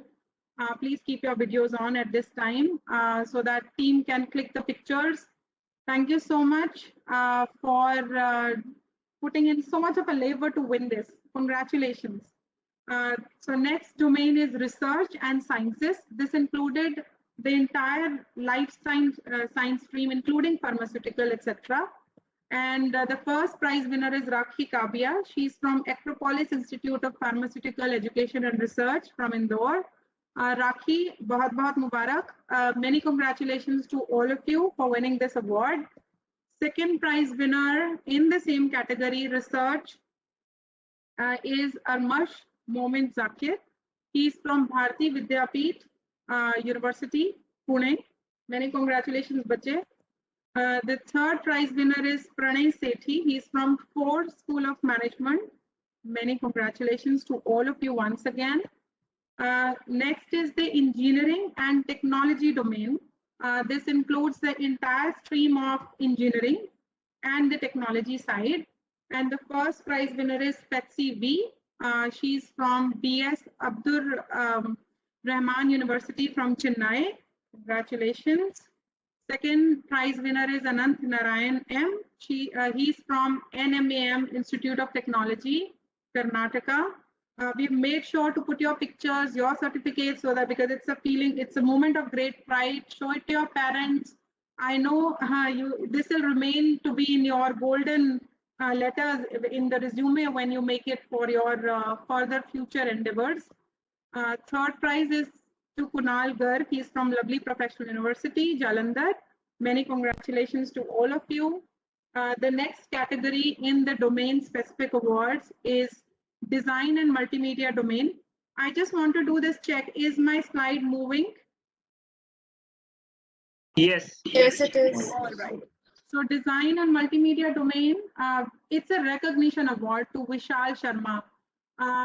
Why it's a recognition award? Because the design area mein, there were anyway very few people who were able to qualify this exam. Maybe the question paper is a bit tough, but he's the one who scored very good score. And congratulations, he's from NMAM Institute of Technology, Karnataka. Many congratulations. Okay, so here comes category 5 awards. Anil sir, just to mention to you, they are the people, you'll find all ladies right now in this award, not by choice, but by chance, because they are people who are all working professionals, came forward and volunteered for the exam, for the activity. And it was, I think, I had first meeting on behalf of IPTSE Academy with them almost 2 months ago, and where we asked them to participate. Full fervor, they participated. Very interesting video, sir. And all of you, please go to IPTSE YouTube channel, watch their videos, encourage them, comment, subscribe, so that they feel honored for their activity, for their effort. So this first winner is Pallavi Bhatia. She's a student of Rajiv Gandhi School of Intellectual Property Law, which we all know as RGIOPL from IIT Kharagpur. Many congratulations, Pallavi. Pallavi also volunteered to support IPTSE blog content writing with a big team of hers, where she works with a lot of students to develop creative content and which gets uploaded. Many congratulations. Her title of the recent video, I think it was uploaded 3 or 4 days ago, and she got more than 500 views and a lot of subscribers. So her articulation was also very good. And it was on balancing intellectual property and public necessities, which of course during COVID times, she must have thought that this appropriate theme to come up with. So many congratulations to you, Pallavi, once again. The first runner-up is Ankita Tyagi. she created 2 videos, out of which one could win this runner-up award. Unleashing the potential of brand values. Ankita Tyagi is also an IPR expert and also from a senior official at European Business Technology Center. I know how much active she is. Her passion speaks. And all the time she's approachable. You give her the topic and she's happy to create a video. I think she made a video on summary of one of the very famous movie, The Founder, about McDonald's and how this entire journey of McDonald's happened, who created IP, who made the entire name, who had the brand wealth. It was a great journey that she shared out of that that movie as a summary. It was very good. I encourage all of you to please watch it. The second runner-up is Dr. Maureen Ghosh. She is TIFAC woman scientist. If those who don't know, TIFAC runs Women Scientist Initiative, where these women scientists are trained for the whole year and they are given internship. She is an individual with a great mental strength, as she has a lot of knowledge on IP. She created a couple of videos, and this is what won the award: patent or trade secret, what suits my invention best. So she tried to demystify the two components of IP in a very articulative manner. I think her pitch was very nice. You keep on, you really want to hear her again and again. The third runner-up is Dr. Ashmita Sahu. She is again TIFAC woman scientist. Hers was the first video that got uploaded. Very articulative she is, celebrating the contribution of women in technology and innovation was her topic. Very apt, because that was the time when this particular day was going on to celebrate women creativity, and that's how she came up for a video. With this, I congratulate each one of you, and Anil sir, if you are still there, please just speak a few words for second category of award winners also, sir. For all of them. Each one of them have done wonderfully well. I had already in advance congratulated all of them, but now after the announcement of the awards, and especially this award for creating various videos and posting them, and as you rightly said, all of them are women, and not by choice but design, but because of their talent that they have exhibited. I think that talent of creativity is inbuilt in women more than men. That we should acknowledge that, and that is why probably they came out as the winners in this particular category. And many of them, either in the education field or law, they have the nuances known to them, and creating a creative short video in their free time, I must compliment them, and we should all acknowledge that more such videos should come onto the platform, which will encourage our young children to watch them and then become innovators. Thank you so much, Dr. Sahasrabudhe, for accepting the invitation, for joining. It is absolutely a great encouragement for the entire IPTSE Academy crew, and we'll surely meet you soon, sir. COVID thoda settle ho jaye, but we surely need AICT support. Thank you so much, sir, once again. And with this, I would like to give baton to Aman Sinha, Honorary Advisor at IPTSE Academy, now to take care of the next panel. Please invite the people from keynote address, for your panelists, your moderator. Please go ahead. Anil sir, thank you so much once again. Thank you. Let us meet sometime and then move on. Okay. Yes, sir. Thank you. Thanks. Thank you very much. Thank you very much, Professor Anil Sahasrabudhe, and all the other distinguished guests for joining us. So now I will be taking over the baton from Dr. Sheetal. So now we will move on to the next portion of the panel discussion. So we are going to be having the panel discussion on IP matchmaking, IP sellers and buyers platform. So first, we will be having the keynote address by Mr. Urban Gelstad for the IPR and licensing head for Ericsson. So please take over the stage, Mr. Urban. Thank you very much. Thank you. Great. It's a pleasure to be part of this for sure.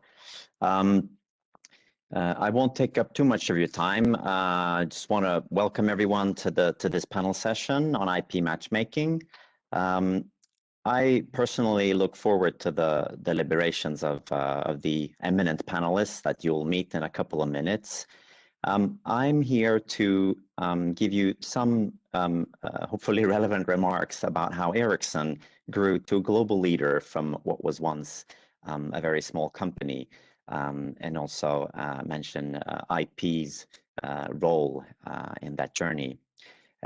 Now, Ericsson is the architect of modern communications, but like many multinationals, it has very humble beginnings.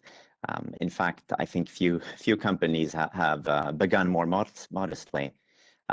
It occupied the rented premises of 13 square meters in a backyard shed in central Stockholm. 4 people worked there, including the founder, Lars Magnus Ericsson. The mechanical workshop that it was opened in April of 1876. So it's a while back. They were doing repairs of telegraphic equipment for the Swedish railway to begin with, but about 2 years later, Ericsson sold the first telephones of their own production. Coincidentally, this was also the year that Lars Magnus married Hilda, his wife, who became his most important partner throughout the years as their successful startup, as it really was, as it grew to global prominence. Now, today, 145 years later, the technology that Ericsson offers is the result of substantial investments in technology research and standards development made over many years. Monica Magnusson, my colleague, has already mentioned a little bit around this, but these investments is what make Ericsson a leading innovator and the driving force in the creation of every new generation of cellular technology. We have the leading patent portfolio in our industry, a total of more than 57,000 granted patents, and according to IP experts, are the lead holder of essential 5G patents, such as the 5G Foundation patent that Monica also mentioned, which I might add has several inventors from India among the 130 inventors.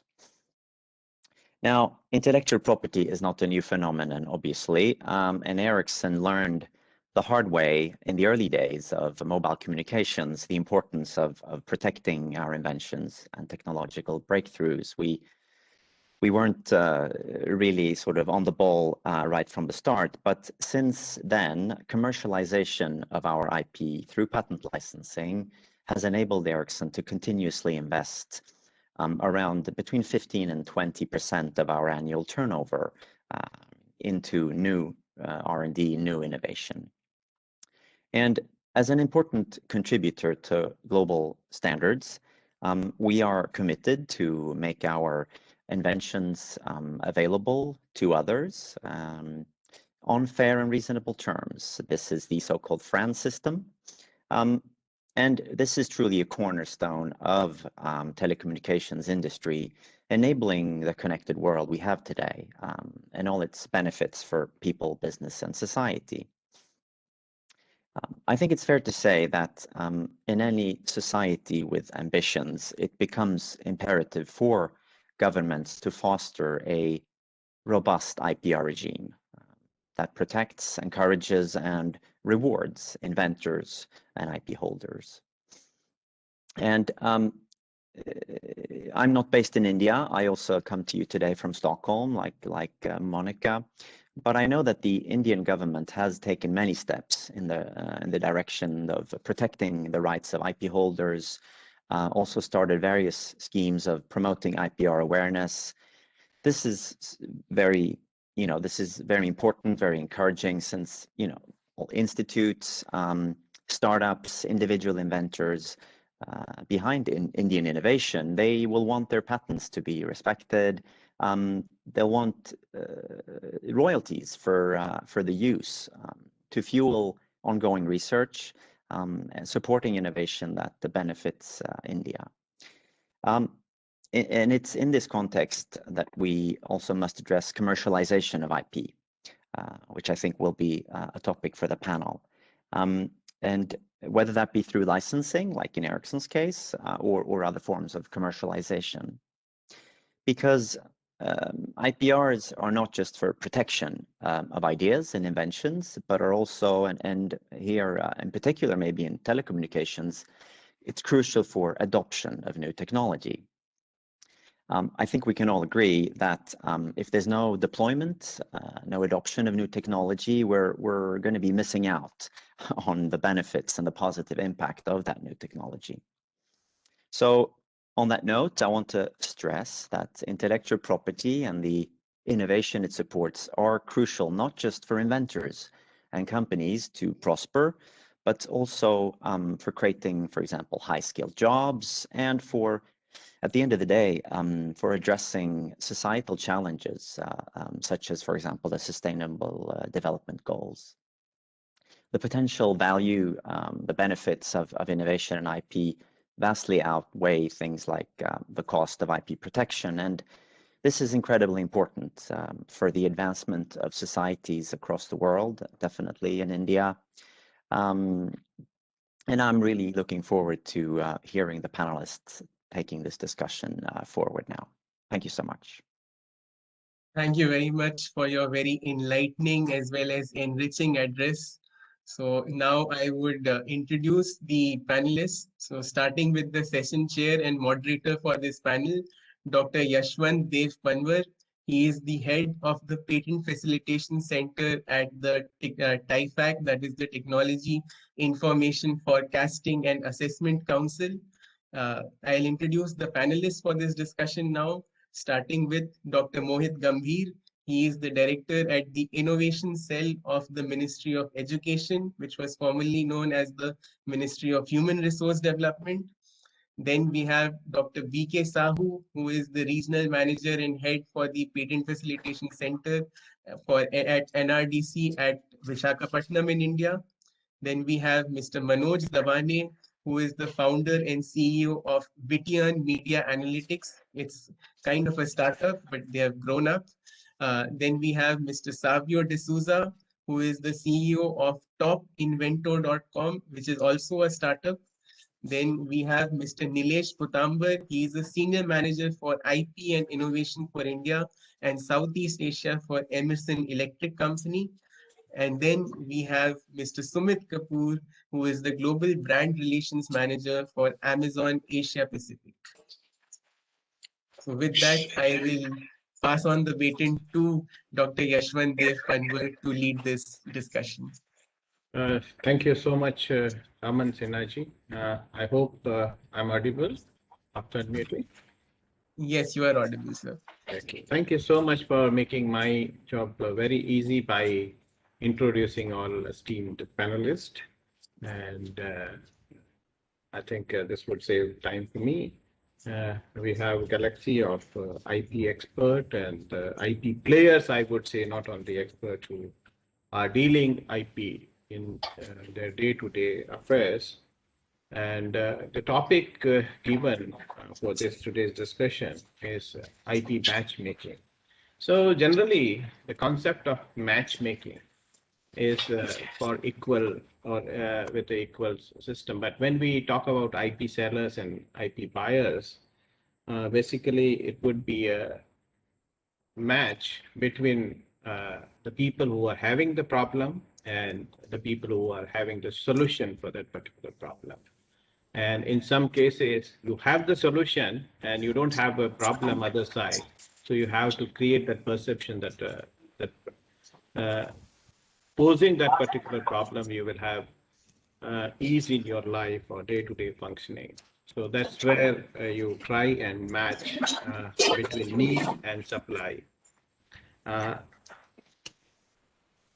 How do we fulfill that particular need of a society at large, which is existing in society, or we are creating a need in society. If we see the cellular telephony, if we go back 50 years, the cellular telephony was not a need per se, which was realized by the society. But after creation of mobile phone, we cannot live without mobile phone for a single moment because it has to be with us.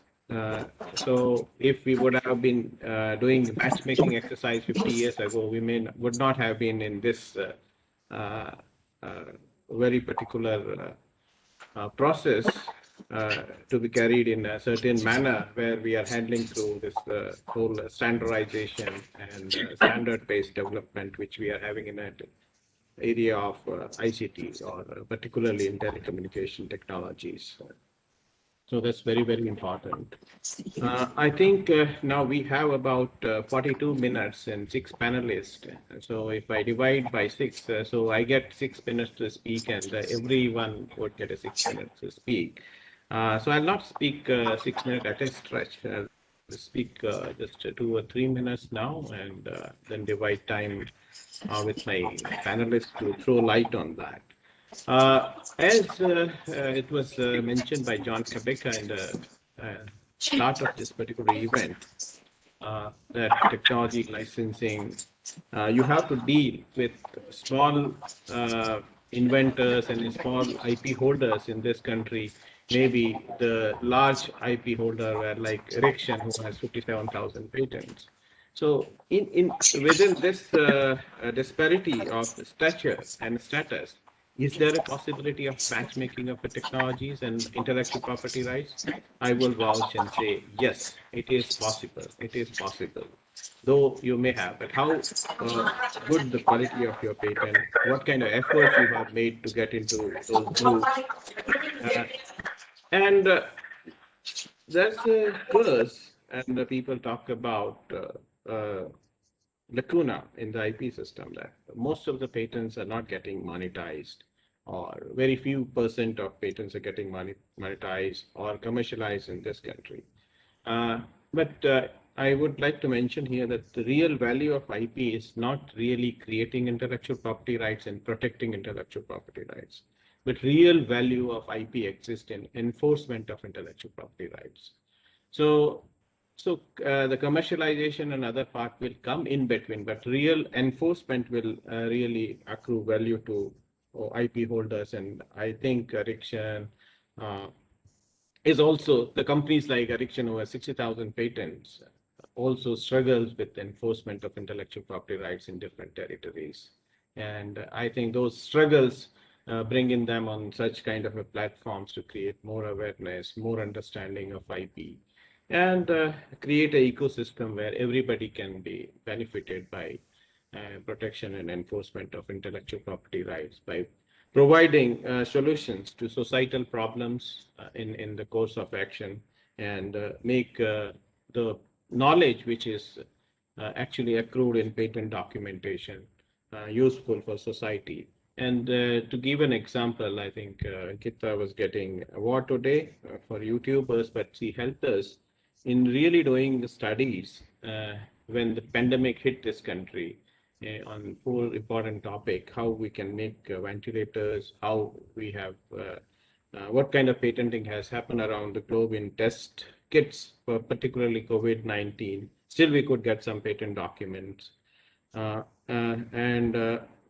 PPE kits, etc., etc. So the knowledge in patent documentation can also help you in really solve the societal problem, and we can put this whole IP system at the service of a society. So not only patents, other IPs are also very, very important. So I will go by a sequence the way things have been put by IPTSE. So I would now request Dr. Mohit Gambhir to throw light on how we can best utilize intellectual property rights to our advantage, and not only patents, how we can focus on other forms of intellectual property rights and create culture in academia. And I think you are handling academic institutions at Ministry of Higher Education, Ministry of Education.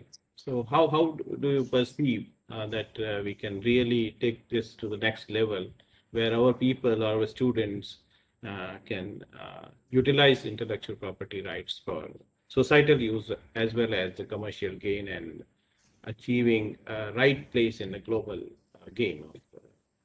Right.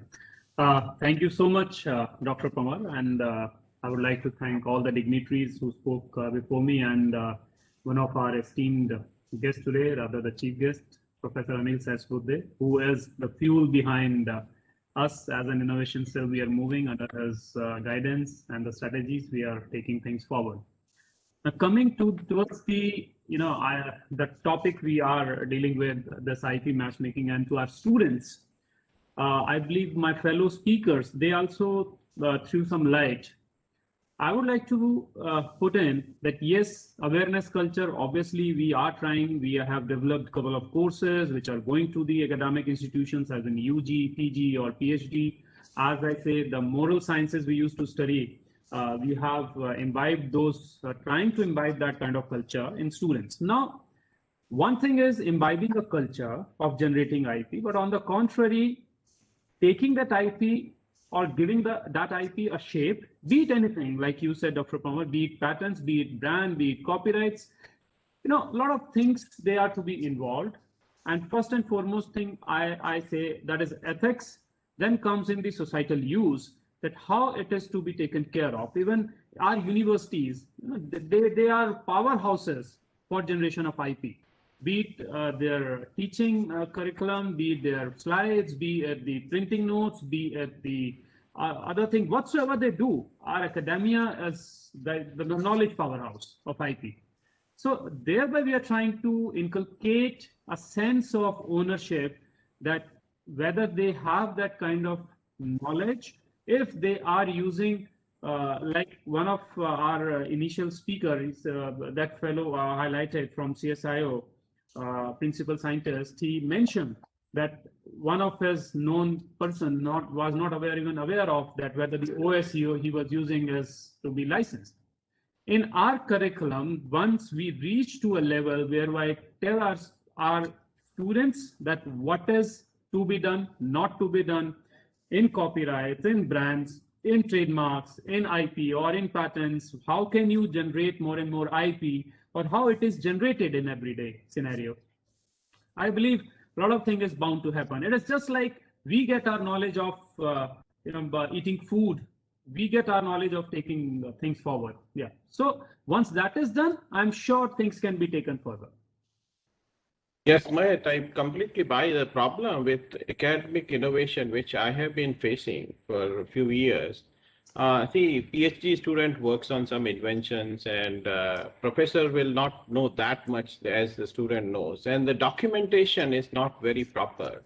And once the patent is filed, and by the time patent is granted, a student has left the university and institution, and the knowledge also has gone along with him. So how to monetize and commercialize that knowledge? So what we need to do to protect that damage which is happening to the system?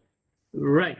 So what we have done is, we have established sort of IACs in somewhere around 2,400 plus institutions as on today.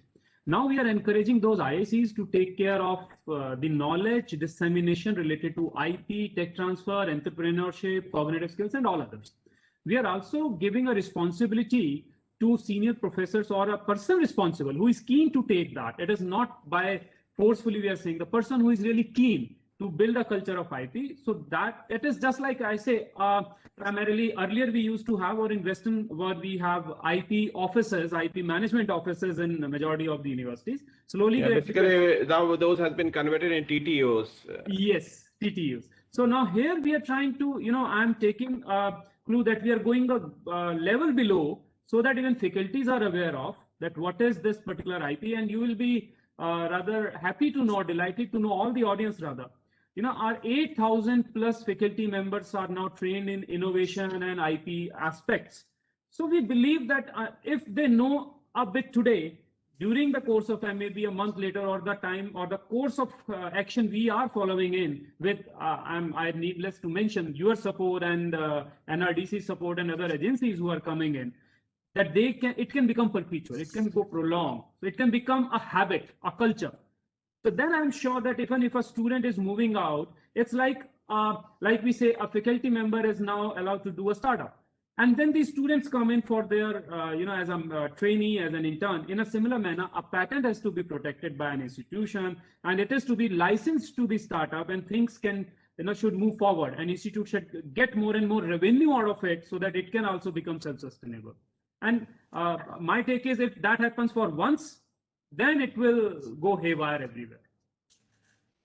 Okay, thank you so much for your insightful comments. And I think if we are able to implement what you said in our academia, really we will have an appropriate system to take IP forward and do. And then this whole question of matchmaking will come into effect when we are able to create and protect our intellectual property rights in academia, which you called rightly as a powerhouse of innovation.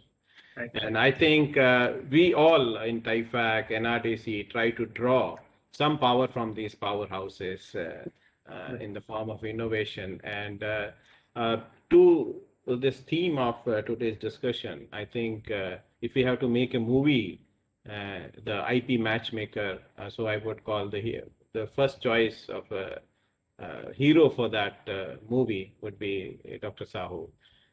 I think he has made so many match for the technologies from government institutions, from academic institutions, from defense labs, and I think he is real matchmaker and pandit of IP matchmaking with us. So I think he doesn't need any other introduction. And daily, he will call me twice in a month that, oh, sir, I have transferred 3 technologies, I have transferred 10 technologies, I have transferred 5 technologies. I think I will not ask questions, but I would request us how to reveal some of the secrets. How do you do matchmaking, which can really help the IP community to take this IP licensing and matchmaking forward? Thank you, Dr. Yashwant, for your kind words. And this is something I privilege that this is our collective effort.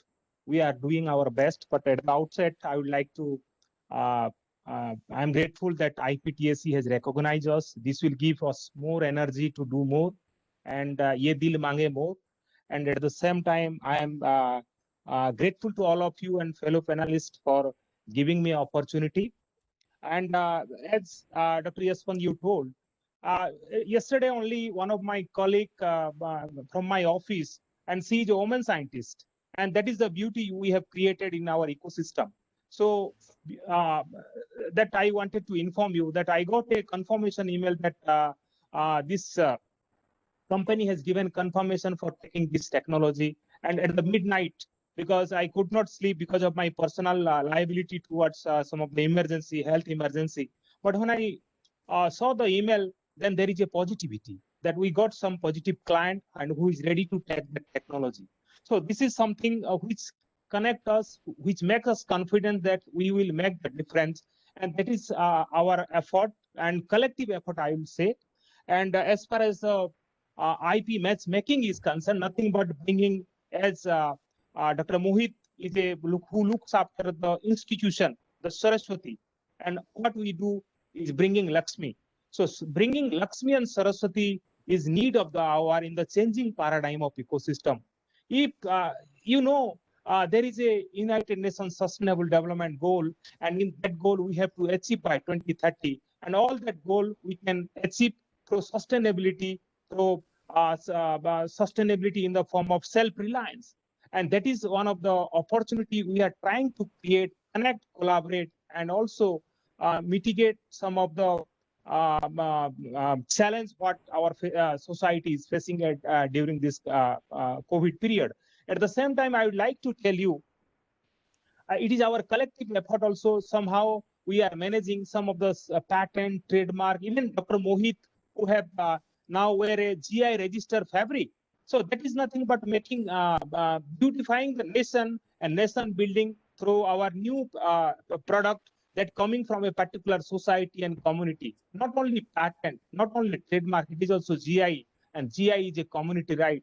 If we'll connect to somewhere else and some institution or some as a souvenir, that is also we are commercializing and also showcasing our product that recognize globally. So beauty is the eye of beholder, and the way TIFAC has created a women scientist program for which we are solely proud. You go Kashmir to Kanyakumari, every institution.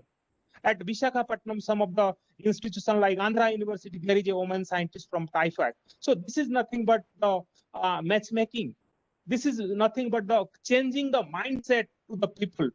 I mean, there are many universities in the country, they are not ready to accept IP because as our previous speaker talked about the general principle of India, Vasudhaivam Kutumbakam.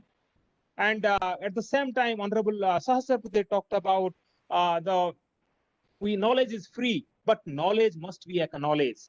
We must have to respect the way Guru Dronacharya recognized as a one of the leader in Dhanurvidya. Same way we have to respect the teacher, respect the inventor, respect the creator, whoever it might be. We have seen a beautiful movie, Three Idiots, and that movie in reality, the Sonam Wangchuk was a great leader of the nation who is mitigating the challenge for our defense force. At the same time, I would like to apprise you some of the invention which we are connecting to various industry, and I'll give you one example on deep water remote operating vehicle. We have transferred in your presence at Ahmedabad also to the L&T defense system, and the L&T is now manufacturing for Indian naval system, and this is nation building. This is nothing but making connecting IP with industry and academia, and this is bringing Lakshmi and Saraswati together. Thank you, sir. Thank you, Sahuji, for raking up and really inventing one new matchmaking in the area of intellectual property rights, creating right kind of people. And thanks for acknowledging TIFAC's contribution in this, but many institutions have to contribute towards creating right people and the matchmaking of the right people and right institutions for furthering intellectual property rights. In addition to matchmaking between the IP really protected IP and the needy industry list with regard to intellectual property rights. And I think your experience of making matchmaking between leading institutions such as the Defense Institute, DRDO, and L&T like, so at equal level, and from big institutions to small startups, I think the technology transfer which you have done really has helped. And I think people should follow such an example and try to take advantage of such experience. But I would make a request that such experience to be brought into a public in the form of open source, and many more Sahus can be created in this country. So that would be the need of our. So it is not taking innovations only from single innovators or small innovators to a large company. So that we are not seeing that happening because large companies have their own adamancy and little respect for small innovation in most of the cases, not in all cases, but most of the cases. So they try to sideline and ignore protection of intellectual property rights by small innovators and small companies. But the IP is the only way for a startup to survive and stop galloping them by large industries or large entities. So IP can only save them to really sustain for a longer period of time. So it needs some kind of intellectual property rights. And I think next speaker in this panel is Mr. Manoj Dawane, who is a founder and CEO of Vition Media Analyst. And I think you can put the right kind of analysis of the discussion which we had so far with regard to furthering intellectual property rights and taking that into the domain of utility and adaptation by society and industry. Fantastic. Dr. Yashwant, thanks a lot. You're doing a terrific job in the anchoring, and I'm so glad to meet someone like Dr. Sahu, who has experience in actually connecting, the two very broad spectra of humankind. He puts it very gently as the Saraswati to Lakshmi, and couldn't have heard better words. Let me tell you that. I am just going to narrate my practical experience, gentlemen. And firstly, I am super thankful to IPTSC for giving a startup an opportunity to be in a forum like this. To ASSOCHAM for organizing, to Ericsson and NRDC, and everybody who is involved over here are really behind the mission of getting IP out there. And to me, there is no bigger pleasure than seeing someone like Dr. Sahasrabudhe, who is an iconical figure in terms of what happens in the world of IP. On the area that I just wanted to, kind of belabor, and I think you said the segue is very beautifully set, Dr. Yashwant, is how does a startup, purely monetize it?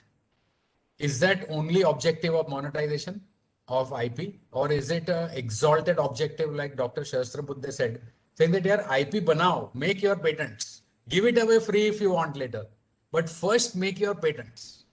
First file your patent, and that portion, I'm a slightly older entrepreneur, but younger people struggle in order to get this done. What my honest suggestion is, after having trawled this whole area of IP for last 2-3 decades now, is an idea going to research, going to prototype, going to pilot, going to commercialization, going to selling, going global, going intergalactic, let us say. All these steps are known. This is a solved problem. Humankind knows about it. But there are few people who have an idea but cannot articulate it very well. So to me, there is a kind of a finishing school. There is a curation studio. There is a dolling up house. There is a makeup artist that is required. Dr. Sahu, I think, kind of alluded to that, saying that there can be an IP, but the first time when I took my IP as an idea, it was not an idea. I took a prototype, made a prototype, and took it to a lawyer, a very famous lawyer in intellectual property. He broke down my full project and made it into 7 diagrams. Even I could have made it, but I just did not know that there has to be a method followed like this, diagrammatically represented, articulated well, so that the formation of your idea tangibilizes into an IP-able paper, quote unquote. Whether we call it a specification, whether we call it provisional, whether we take it to final, whether we file it under PCT, go to 131 countries, all that is known, everything. But what is not known is, how do I make my idea presentable? How can it be made into documentally complete? And my strong suggestion is, with all the denizens across the table over here and a lot of people from the educational sector, as well as Dr. Sahasrabudhe himself from AICTC, there should be a curation mechanism. Let the boys and girls come, like we have seen school children, college children, young entrepreneurs, everybody who cannot articulate but have an idea, and help them to articulate. There is probability of success will become higher. Documentation barabar se likho, make the paraphrasing correct and all that. Slightly boring side, but you need a makeup artist to make Amitabh Bachchan look like what he actually looks.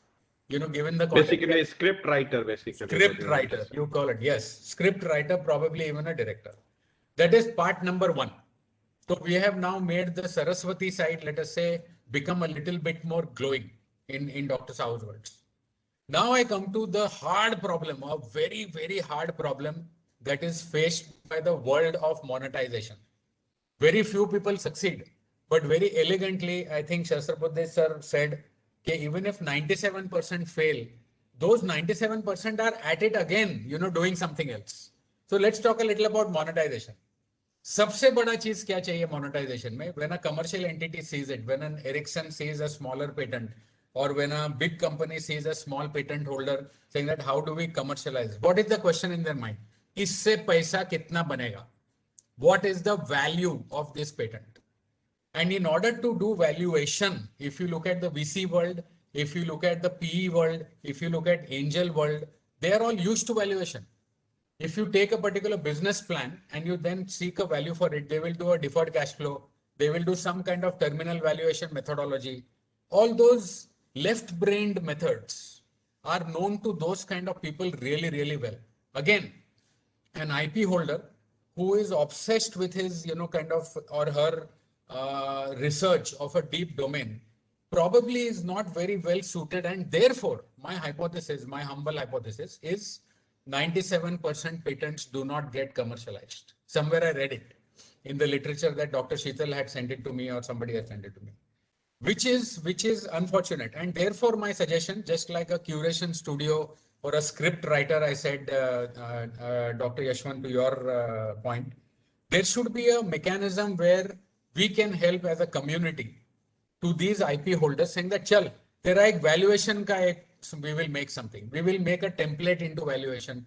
Let us ask the 7 questions, saying that, is there a total addressable market? Is it big enough? What is your go-to-market strategy? How will you take this patent out there and make it into a product? Who are the people who will receive this product? What is the population penetration, usage, and all that. This part also requires probably extending the terminology of a movie. Yadi right side ko script writer humne de diya, we should give the left side to a director who can bring out the value of this whole thing in a tangibilized, measurable format that can be valued. And these are the two yin and yang put together when they come in, that you are going to face a beautiful continuum where the Saraswati part meets with the Lakshmi part, and therefore the confluence becomes, increases the entropy of the universe.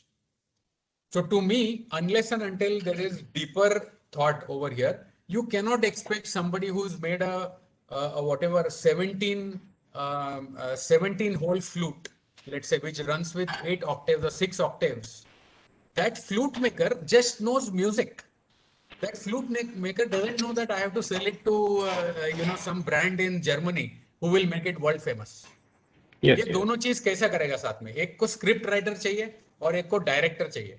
This is my humble contribution and my what you say experience that I have had over the past 2-3 decades. Thank you. Making whatever we do. Thank you. Yeah, thank you so much for right remarks for this conference of Saraswati and Lakshmi. But now we are facing Tandav at the time by the COVID pandemic, and how do we make use of that third component of the natural calamity or reality and make advantage of IP system to solve the problem of our society, at the same time reward innovators. Our next panelist is Dr. Silvio D'Souza. He is CEO of TopInvento.com. This is one of the startups. So what is TopInvento? And along with that, I think I would request Silvio D'Souza to speak on this matchmaking of IP holders and the industries. Okay. My name is Savio D'Souza, and TopInvento is a product of the COVID era. I have created an IP platform or an e-commerce platform that looks at all the constituents that are required to run the IP business or to monetize the IP business. It focuses on inventors, patent holders, IP lawyers, IP professionals, IP enforcement people, IP valuers as an ecosystem. So what we're really doing is we are creating a seamless open system where anybody who is an inventor can join the system. Anybody who's a patent holder can join the system. Anybody who's an IP lawyer can join the system. Anybody who's in IP enforcement can join the system. And anybody who's in IP valuation can join the system. Anybody who wants to do IP licensing can join the system. So this will be the ecosystem that we'll create where everybody who's involved in IP somewhere on this system. So there were talks that we had of a young kid who actually has a patent and he's doing his PhD, and then they leave college, and then what happens to that patent? So we are saying, can we actually have a system where he can track or he can figure out if he's got an idea to patent, should he actually patent it in India or should he go abroad and patent it? If he has to go abroad and patent it or patent it in India, who are the IP lawyers that he needs to talk to? Manoj just spoke of the issue of how do I get my patent drawings done correctly? Is there someone who can do it? And this can all be tradable commodity. So if there is someone who's making the IP drawings and giving, this young kid can actually work with him, create the idea, get the drawings done, walk to a patent lawyer, get his patents registered. He can do it in India or he can do it abroad. He can choose his way on how he wants to do it. Once he's patented the idea, again, he's not the guy who knows how to license the patent, or he doesn't know how to license the invention. So can we introduce him to licensing people, say in Germany, in Singapore, in Hong Kong, in Japan, somewhere along the world where he can actually reach out, talk to these people, work a deal and figure out how he can sell this license on the ground. And then finally, if there is an enforcement issue, if you're caught, someone's pirating or counterfeiting your goods in Nigeria, someone's doing it in Malaysia, can we actually provide him with enforcement teams that actually operate on the ground in this area? So we're creating a seamless platform for anybody who is in the IP domain to actually come in there and find a way to trade. You're looking at an unfinished product, which could be an idea that a young IIT kid has, and he wants to build a prototype. Can we introduce him to prototype developers? And he pays the prototype developers, quickly creates his prototype, runs to patent it. So can we facilitate the process? That's the idea that we're looking at. After he patents it, how does he move it ahead? So we have two objectives that this site is trying to address. Point number one is 95% of patents never get commercialized. That's a statement that's said across the ground. Can we reduce this by even 5%? That is the humble objective that we want to work with. Can next year or can 2 years from now we say that 95 has become 90, so another 5% patents have got commercialized through the world. In education institutions, this number is at 99% or 98% of patents never get commercialized. And there is a huge reservoir of data, huge reservoir of knowledge in these education institutions. This doesn't concern India alone, but across the world. So can we find a way to actually change this number from 98 to 90, 93? That's the objective that we are playing this game.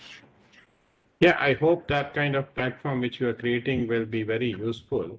But I firmly foresee some of the challenges such a platform may face when you go and enforcement. So you will really have to create a blocks within the platform, because otherwise it will run into the conflict of interest for parties at a long term. And I think hopefully you were seeing into those issues which would come in such a platform where you deal multiple parties, because everybody will come together and deal at one platform. And I think at the COVID time, you have taken a very right and pertinent step to have such a wonderful platform available to the people.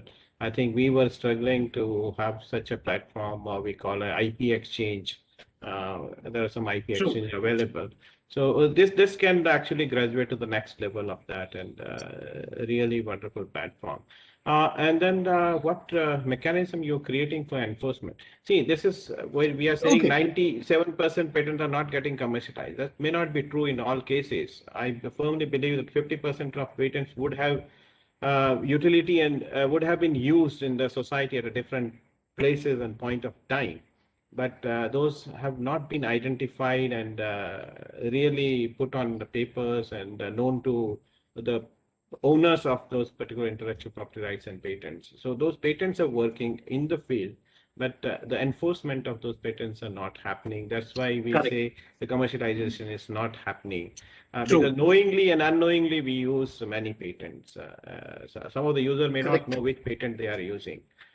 So that's where I think a platform, if it graduates to the next level or efficiency of such a platform is increased, would find absolute use for everybody. I think I must compliment you for this and sharing on this particular platform. It would be very useful information and insight for all. Thank you. You're welcome. So we have next panelist with us is Mr. Nilesh Putambekar. He's a senior manager at IP Innovation for India and Southeast Asia. And I think this is the area where we really need to work very hard, because Indian technologies would find place in Southeast Asian countries. So such a bridge which is being created to be used. I think we all can join hand together and take this bandwagon to the next level. Yeah, Nilesh, your views on owning of intellectual property right and taking it to the users of those technologies, innovations, maybe names like trade names, etc., and particularly enhancing this to Southeast Asian countries as India is taking lead. Thank you, sir. Thank you, Panwar sir, for providing me this opportunity. And I would like to thank IPTAC and ASSOCHAM for organizing such a nice event. So I will just add a line to my introduction that I'm working with Emerson Electric Company as an IP head for India and Southeast Asia, and also I head innovation function. And till now, I have got more than 1,000 patents generated by Indian inventors working for Emerson. Now, since we are discussing industry and academic interaction, I would like to tell that out of this more than 1,000, almost 1,100 patents, only few are with academic coordination. Okay. So there are reasons for that. And as you said, one thing is matchmaking, where is the common interest. So when we say all these patents and IP technology transfer, one important thing is IP is not exactly equivalent to technology. So when we say someone owns IP or transfers IP or commercializes IP, that is not exactly equivalent to transferring technology. If I give a patent document to someone, that person will not be able to build the product as it is, even reading that complete patent, because a lot of technological insight needs to go into that. And that's the area where a lot of opportunity for industry and academic interaction is possible. For matchmaking, what is most important is building the trust. So both parties should have trust with each other, then only this matchmaking can happen. And for that, what I have found over a period that there has to be a common interest. Academic research interests are different and industry research are different. Industry is more applied or time-bound, immediate result kind of thing. So for getting this common result, interest, probably co-creation is the area where industry and academics experts can work together to solve a problem. Yeah, that's where the concept of open innovation flourished in the Western part. Yes, that's the area. Because finally, what we want is solving relevant problem. As you said, and Mr. Manoj Davne also said that many industries have many academics institutes are solving problem. They are trying to create a startup, but industry is not taking it up because they are probably not solving the problems that industry is facing today. So there has to matchmaking in the technology transfer, IP transfer, but there has to also matchmaking in identifying the relevant problem, that which problems are to be solved. And if that is done, then all that IP that is getting generated, all the technology that is getting generated will be much more commercializable. So when we say that 95% patents are not getting commercialized, because probably they are not addressing the exact problem that is faced. If there is a better coordination and matchmaking between problem owner and problem solver, then that commercialization will happen much more, and there will be a lot of value creation out of that. I think you're talking about a targeted research, basically, and that is being done by leading institutions in the form of contract research with industry and various agencies. But there are some areas where research is not done in this manner, and we have to keep place for both the things, where we are solving the existing problem as well as some blue sky research, which problem we have not anticipated and we are solving. So we have to have a balance of both. And thank you very much for sharing. Sir, I hope Sumit Kapoor is there. I'm not seeing his video. Yes, so sir. Please tell that you carry on. Okay, sir. So I was just adding, as you said correctly, that there can be contract or focus research and there can be a blue sky research. But again, there has to be two-way communication, that if there is a blue sky research and if someone is matchmaker who can tell, okay, this blue sky research is there and industry can immediately adapt it. Here is a ready customer for that, because academic expert may not identify who can readily pick up this research. Then there will be much more sense for that. So as Dr. Sahu said and as Prakash Davne said, Manoj Davne sir said, there has to be a director and script writer. So That's the area where there is lot more opportunity, because academics are generally 10 years ahead of industry in research. We adapt what is happening today, we'll adapt it 10 years from now. So if there is a matchmaker or a director, that can happen much faster. So that's a new opportunity for commercialization. That's from my side. Thank you. Thank you so much for finishing in time. Still, we are running late by maybe 5 to 6 minutes. We have with us Mr. Sumit Kapoor, who is a brand manager with Amazon.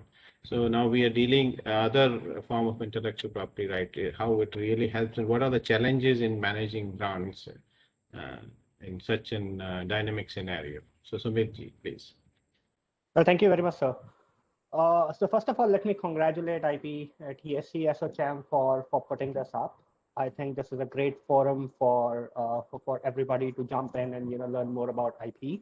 Let me also congratulate the winners who won award today, and tell them that, guys, this is just the beginning. So don't stop and keep doing the great work that you have been doing. Well, coming on the topic, and let me slightly sort of move away from patents that has been sort of dominating the debate, and let me talk about other forms of IP, and also talk about how the work that Amazon is basically doing in terms of creating and protecting IPs for small businesses. Yeah, but before I start, let me tell that at Amazon, we believe that small businesses are backbone of an economy. And very recently, for India, we announced a fund of $250 million US, which is focused on digitization of small businesses, agri-tech sector, working in the agri-tech sector, health sector, etc. When we look at, this gamut of small businesses or startup, it has been constantly growing, which is a great thing. The growth has been because of multiple factors. The government came up with very conducive kind of an environment. There have been awareness about the work that they have been doing. So we have seen a growth. What we have also seen is that most of these startups and small businesses come up with this approach, which is sort of, problem solving approach. The one Mr. The prior speaker, Mr. Savio, was also mentioned of.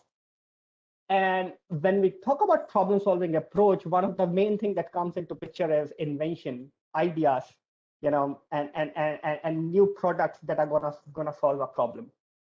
What we have generally seen is that many startups, or most startups, if I can say so, would actually stop at this stage. They would either not know about what I did need to do next, or they would not be inclined for taking it forward. But many of the panelists, I'm sure, would agree with me that the actual movie, starts beyond the stage. So the need is to tell them, to make them aware about IP, which both Ministry of Commerce, when I was working with CPAM, we have been doing, and also the MSME has been doing. And two is to help them create, and most importantly, enforce that IP, right? Which Yashwant sir also mentioned about. So these two main aspects also play a very critical role when it comes to Amazon. And now let me bring in the e-commerce perspective here. What we basically do is we try to help first create IP for small businesses, and once that IP is created, then help to protect that IP at our platform. How do we do that? We have this program which is called IP Accelerator. Under the IP Accelerator program, a lot of the small businesses get access to the resources that they need in order to create an IP. But when I say IP, I am focusing on trademark at this stage, right? As I already mentioned in the starting, that I would be speaking of patents.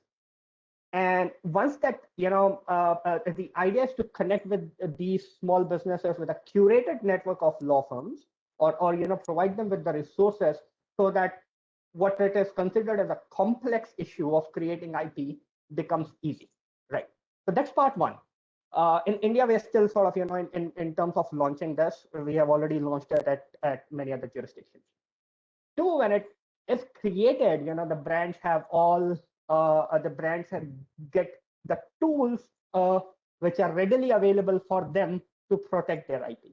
That they, if they see that someone is basically violating their IP on Amazon, they get to use various tools like brand registry, report a violation, Project Zero, etc., which would then help them to take off those infringing listings. So that's how basically we look at this problem. In my personal capacity, let me also very quickly, in a minute, talk about the theme, which is IP matchmaking. And sir, I remember my colleague Siddhant worked with you when we both were in CPAM on a platform like what Mr. Desija mentioned. And I was thinking about what all are the aspects that we need to take into consideration if we are talking about IP matchmaking. How do we identify the relevant stakeholders? Someone mentioned about the problem. I absolutely agree with you. How do we identify what the problem is? And two, how do we identify the relevant stakeholder? Who is the seller? Who is the buyer of this IP? What, for example, Ericsson would be interested in buying IPs, or would XYZ startup would be interested in selling that IP? Two, and I think most important one would be, do we have multiple avenues in place where this IP matchmaking can take place? I mean, we are talking about one of maybe, a platform that Mr. Savio was talking about, but I believe we need hundreds of Savios here so that, we create that avenues. I'm talking about, tangible products. We have bazaars, right? We have the system of bazaars, like every small town, village has got bazaar where people come and shop. I mean, how do we create that system is something we need to look at. And I think this is something which requires deep diving. And also what is important, another important factor would be, what is the difference between tangible property and intangible property when it comes to commercialization, right? So all those differences, I think, would play a very important role. IP valuation would be one of them. We know when it comes to a tangible product, what its value would be. But how do we sort of value intangible products? So these are a few things on the general side. I think we should be discussing more often, and also the Amazon aspect I covered. Thank you very much. Okay, thank you all for your important views on this topic. And we are missing today is Professor Unnat Pandit, who was supposed to take care of this particular session. So I was in a stopgap arrangement for this. I was somehow.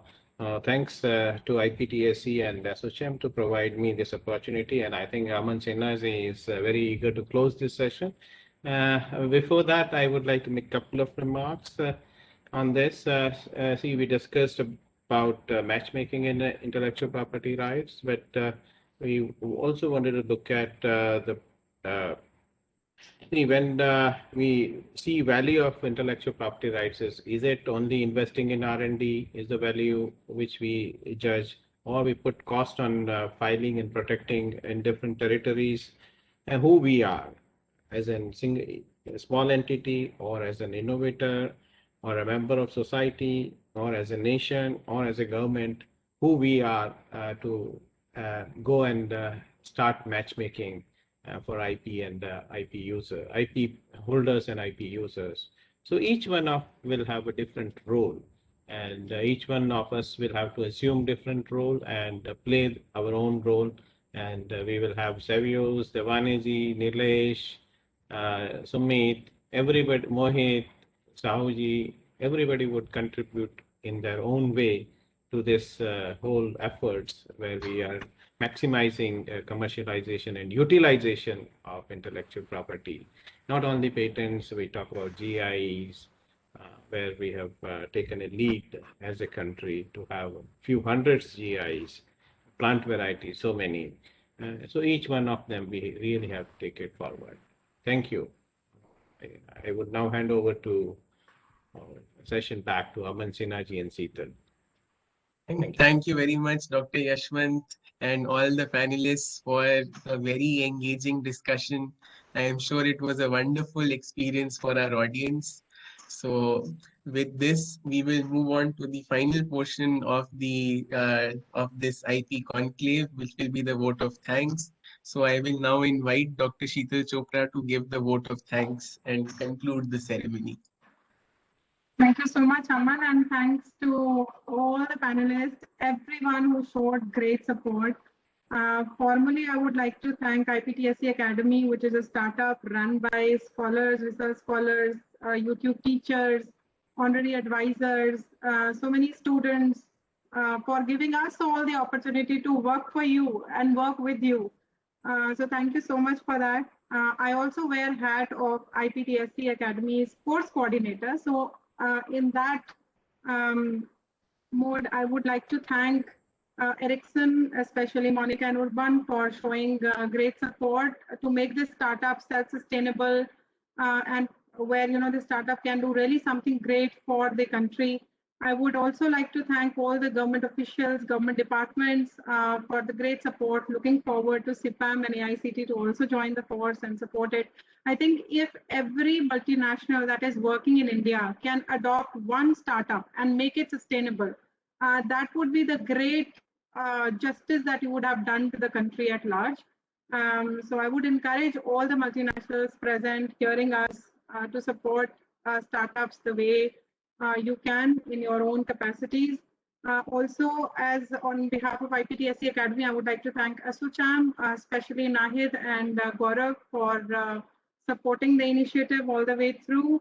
I would also like to thank Weber Shandvik team for all social media and digital media work that you continue to do for this entire conclave, especially to Surbhi, Bhumika, Kaushik, Saptarshi, Satraji. I mean, names are never ending. As I said, it's a big initiative. So many people are working background. वो शायद आपको पता भी नहीं होगा कि कौन-कौन है. There is Riya, Vansh, and Saurabh. So many. I mean, I won't do justice if I don't call upon everybody's name, but I know I cannot call upon everyone's name. And finally, Dr. Anil Sahasrabudhe, sir, shukriya aapka bahut. Thank you so much for supporting the initiative, for coming forward. Sir, final remarks from your side. No. I was listening carefully to all the panelists, and it is invigorating to see so many of them are willing to contribute in different ways. And if we are able to coordinate, create a platform where they will all come together and start mentoring these new startups who are coming in, we will create hundreds of unicorns every year. That is the spirit. And 10,000 patents is very easy, to make it happen. So AICT on its part is already supporting 10,000 startups in terms of patenting.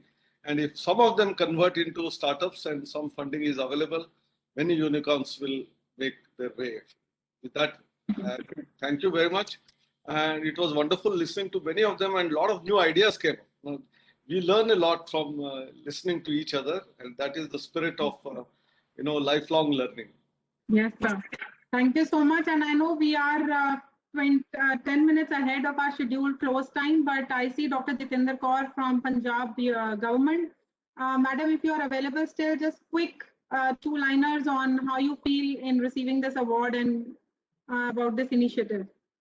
And then we close. Dr. Jitendra, are you still there? Although I can see your name. But thank you so much.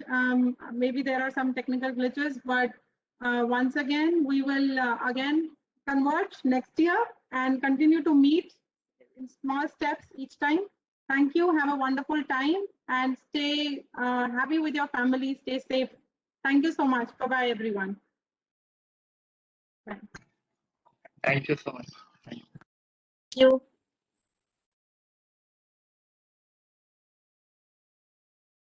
Thank you all. Thank you all. Also, thanks to Gaurav from ASSOCHAM for coordinating everything. Thank you, sir.